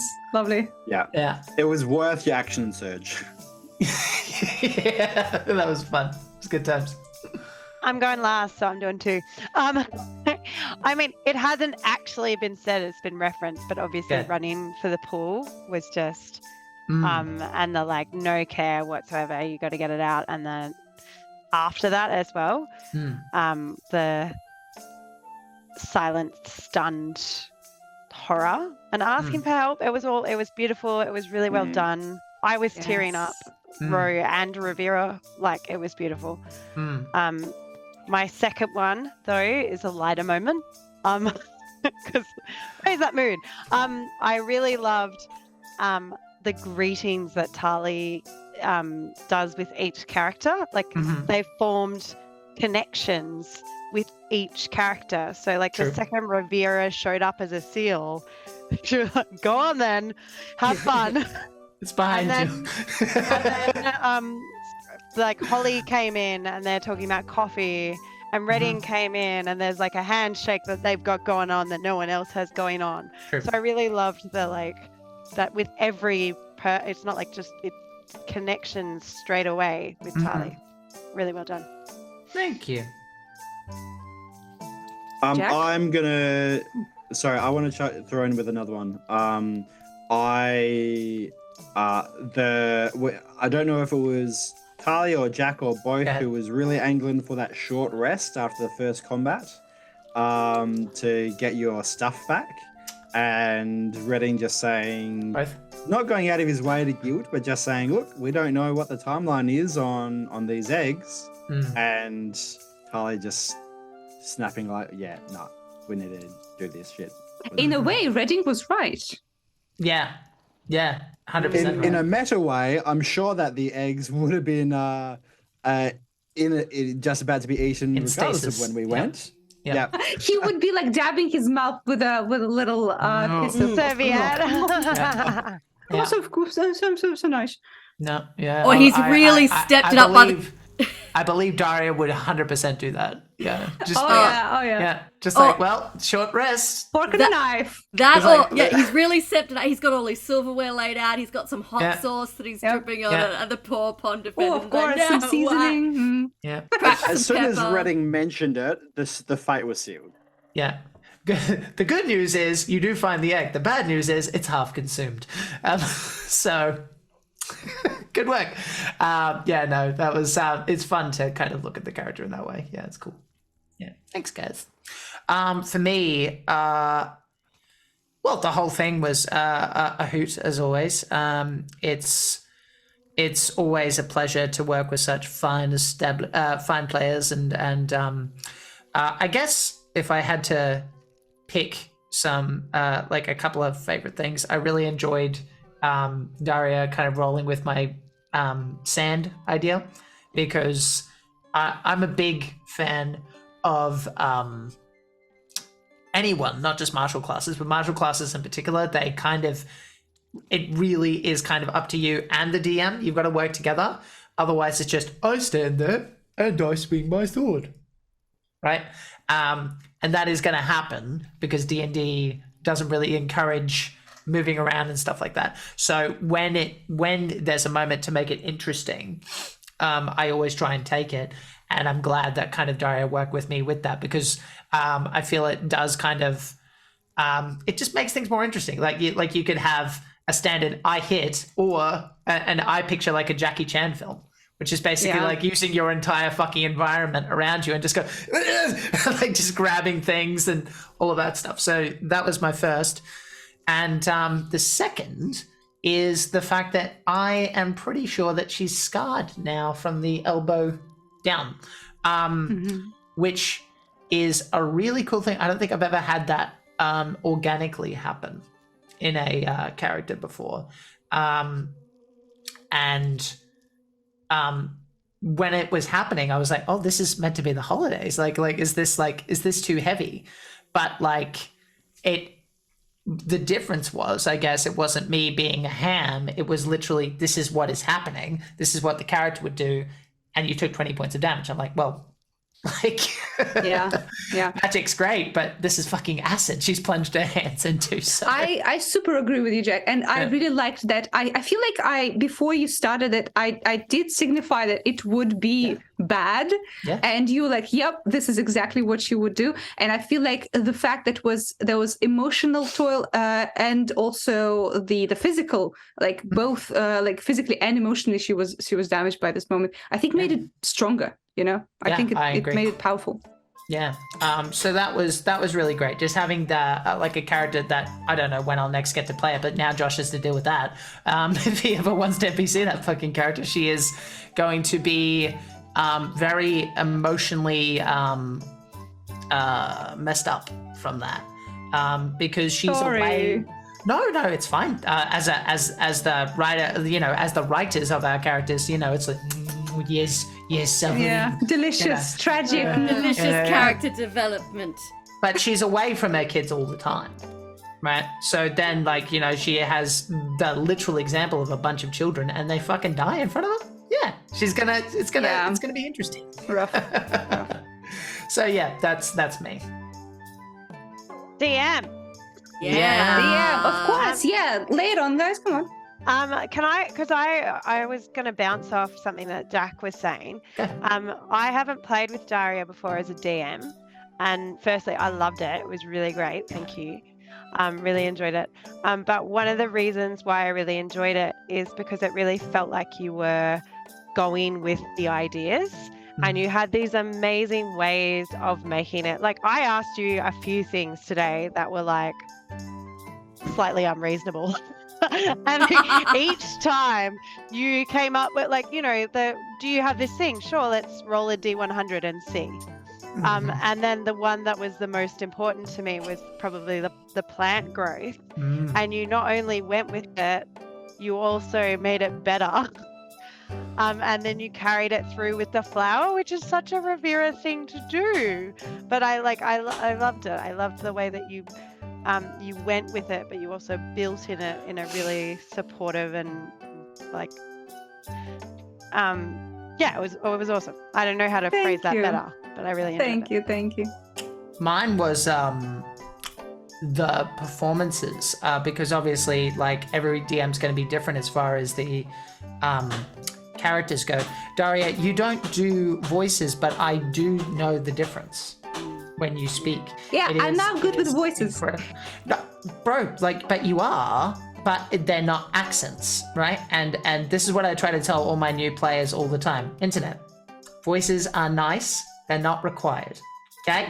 And if you don't believe me, watch this episode again, because... And accents are nice, not required. That's what I said, isn't it? Or am I wrong?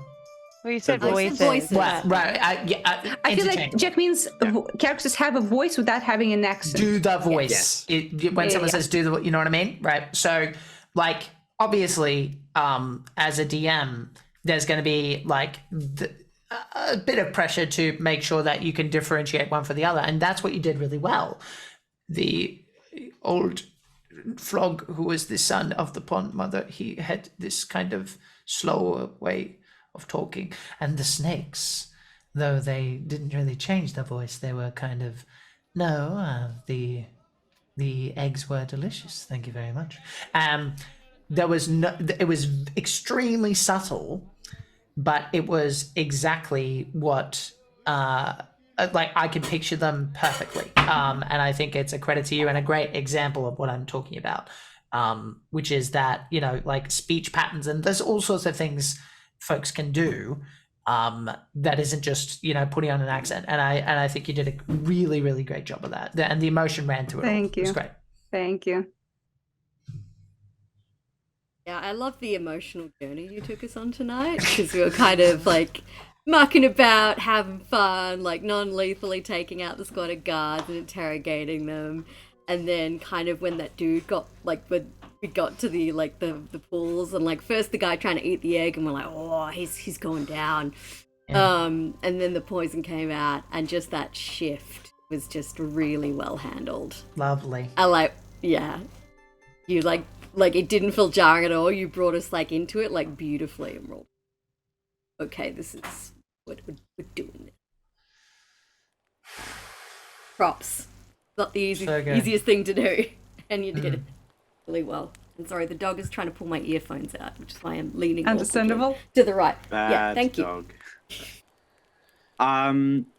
Look, I love Daria. Daria and I have a very fun relationship on stream, which is quite antagonistic towards each other.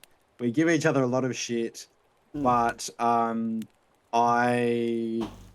know that Daria had some nerves approaching this because they have never DM'd in English, let alone on stream, right? But I found you to be, as a DM, super attentive and efficient as well. No nonsense. The pacing. Amazing pace. You know, we love Josh as well, but we know Josh tends to tangent a little bit. Well, I'll tell you why I have good pacing, guys. If, as a DM, just for people out there, if you want to get good pacing, run a few months of a West Marcher style campaign where every episode is a one-shot.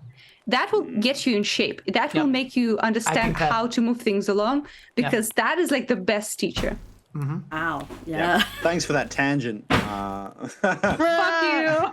That's good advice, but go on. Compliment me more, Brendan. Yes. But no, with all of our ideas, you were yes-anding, you were doing what you could to accept and extend our offers, and yet you were not fucking around spending time doing it. So I really respect that. Thank you. For myself, okay, so obviously I knew going in that the snakes were evil, and, like, I had to you know, put the stakes in front of you guys, but I, like, as Karen said, I didn't want to make it feel, like, jarring, and I was hoping that I succeeded in this, like, wave. Like, first we're, like, kind of goofing, kind of planning, we're confident, then we see, oh shit is going down, then we're, like, at the bottom of the ravine with our emotions. And then I was hoping to bring it up a little bit so the ending is not, like, fully sour. Yeah. So 2 things I liked about my approach here is that I made the teleportation this time not instantaneous. Yes. That you guys like know that it's coming, so you know if you have final words to say, it's not like taken away from you. And the second thing is there's no pond defender in the adventure, which I felt strange. There's like only one named frog folk NPC, and that's the pond mother, and she's like giving you the quest, and that's it, you go. I thought that they needed some agency in their own fate. Absolutely. And the fact that he's there and he's like sharing the familial burden that Tali is feeling right now. And he I didn't actually plan for him to say, I will go with you. He's like a source of information if you want info on the village. But in the moment, you guys were all so like dialed in, and the guy was obviously very shattered emotion as well, that I thought no way he's not joining these people. Yeah. So for the next for the last leg, he will he's not 6th level, but he'll do his best to pull his weight and help. I feel like that's good.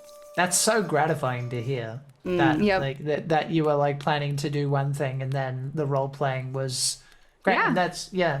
And that's another compliment to you, because you're very tuned in to I think you've got a very good instinct for what players are getting at and what they're driving at and what they're looking for in a scene or a combat or whatever. Often because to be honest, we often kind of outright ask if we can do a thing. Yeah. So that helps. That's fine though. But It's hey Daria, can I do this? yeah, a lot of it is that's the game. So anyway. Yeah. Standard Lovely. That at the end, as well, that the offering the time there, I think that was so important. Thank with you. an ending like that. So that was great. Oh, all right. I was really curious about the ending too, because I'm I don't really know. This is such a kick in the throat.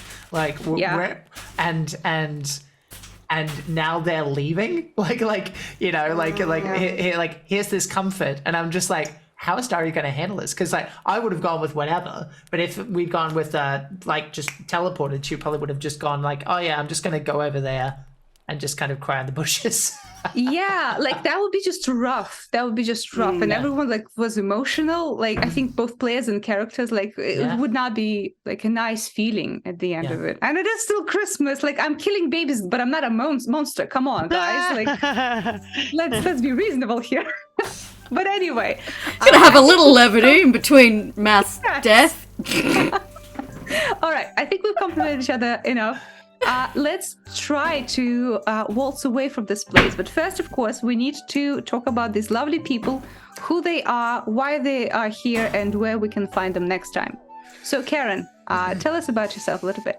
Hello, I am Karen, also known as the Mother of Bunnies. I am also one half of the team behind Corsairs Cove, with my lovely husband, Josh Walker, who just singed all the hair off the back of his hand. Not all of it, but some. But I can smell it, you guys. Tali over there. Josh and I are in sync.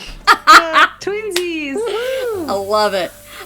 Yes, so if you would like to enjoy more over at Corsairs Cove, we'll be back tomorrow night for the season finale of Humblewood of Monsters and Magic. It's gonna be dope. And then we will have the final part of the Book of Cylinders on Friday. It's going to be great. You can follow me over on Twitter, where I'm watching the dumpster fire slowly get larger and larger.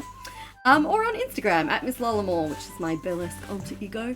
Or listen to me on the D&D podcast, There Be Dragons, available via your favourite podcasting platform. Lovely. All right, now, Roe, who are you? Hi, I'm Roe Rowe, and I'm a Perth-based theatre maker and educator. You can catch me, well, I'm not back in this season, but I will be back next year when we make it back to Barovia in the Humblewood universe. So at some point I'll be back on Corsairs Cove. If you want to find out when, I'm sure it will come up on my Instagram, where you can follow me at Cradventurers to see photos of my travel adventures and many photos of my dog Charlie with the large ears. Alternatively, you can see me in the flesh if you have children and want to come and see a children's show in Perth I'm in a Fringe World show. It's called The Little Good Wolf. I'm the Little Good Wolf, and it will be in January. Fantastic. Lovely. Link Lovely. in chat. All right. Brandon. Hello, I am Brendan Ellis. I'm a theatre person in Perth as well. I will also be back tomorrow for the finale of Monsters and Magic. And then I don't know when I'll be back. So make the most of me then. And then come back on Friday because there's a really great crew who's going to be on the cast for Friday. Gotta save the Brandon while we have him. Yeah, get a good whiff. Oh, not a whiff. Okay, you're done. You're done. Jack. Schmack. So many thoughts I need to hit myself in the head with a hammer to get rid of. Okay, hello. My name is Jack O'Brien. I am a professional game master. You can find me at www.dungeonmasterforhire.com.au, where I can do all sorts of different things for you. We do campaigns, we do them in person, we do them online. I'm doing my last gig of the year is on the 23rd of December, but that's the thing I'm doing, and it's for a 30th. It's going to be a lot of fun. Other than that, you can find me on my website, jackobryanonline.com. If people ever feel like casting a long-haired, weirdo sounding person, you'll find out about that. Otherwise, you can find me on Twitch at Jack Squarepeg, where we're having a vigil for the late great Kevin Conroy. So tune in for that. Very nice. All right. And my name is Daria. I've been your DM for the evening. Usually I am a player here. I'll be there tomorrow for the finale of our Humblewood series. Can't wait for that. And then on Friday, we are having the last session of the Book of Cylinders and of the 12 Days of Candlekeep all together. It's going to be very fun. Other than that, you can find me on Mondays on the Eldritch Scribe Twitch channel. And I'm also an artist. I draw sometimes. You can see my art on our BRB screen or whatever. That's my stuff. And you can find it on Twitter if you want. So yeah, that's it for me. You can also check out the Courses Cove on Twitter and on YouTube, where they have the lovely new series. For the music, we used Sirenscape. Thank you so much, Sirenscape. For the dice rolling, that treated us fairly well, but it was D&D Beyond. Yeah, thank you, D&D Beyond. Could be better. Tune up your dice a little bit. Yeah, and also Courses Cove is in affiliation with Wooten Forge, which is a good Australian-based business. They make wooden accessories, yes, as a beautiful dice holder tray that Karen is holding right now. Beautiful gifts for the Christmas seasons if you are in a rush to get some last-minute stuff done. Is there anything else we need to talk about? I think that is everything. I would like to quickly Charity. thank... What about the charities that we're supporting? Let's talk about Ukraine. You may have heard about Ukraine in the news this year. It's been involved in a war. It's been a bit of a bummer, really. So if you would like to help some Ukrainians have slightly less of a bummer, you can donate via either of the two links in chat. The first one is the Emergency Action Appeal, which is an Australian-based collective of charities and not-for-profits who are raising money to support Ukrainian refugees. And the second link is for the Curious Compendium of Slavic Myth, which is a wonderful 38-page D&D booklet that you can purchase for the very reasonable donation of £1.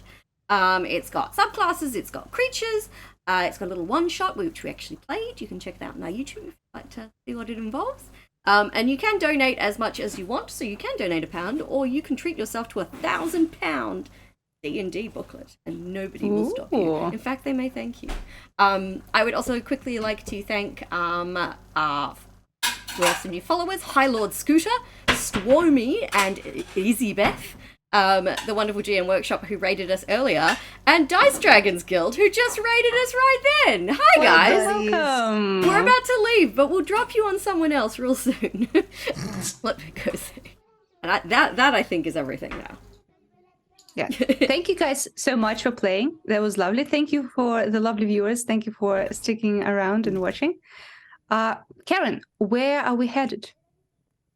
Well, I was thinking the Dead Aussie Gamer is live right now, so I thought we might go pay him a visit. Pathfinder. Yeah, do a little Pathfinder, so D&D adjacent entertainment for your ongoing purposes. I don't know what I'm saying anymore. It's getting late. Let's go, Pathfinder, the Aussie Gamer. Let's go. Thanks, everybody. Thanks, Daria, for DMing. And yeah, we'll be back tomorrow night, same time. Say goodbye, everybody. Bye. Bye.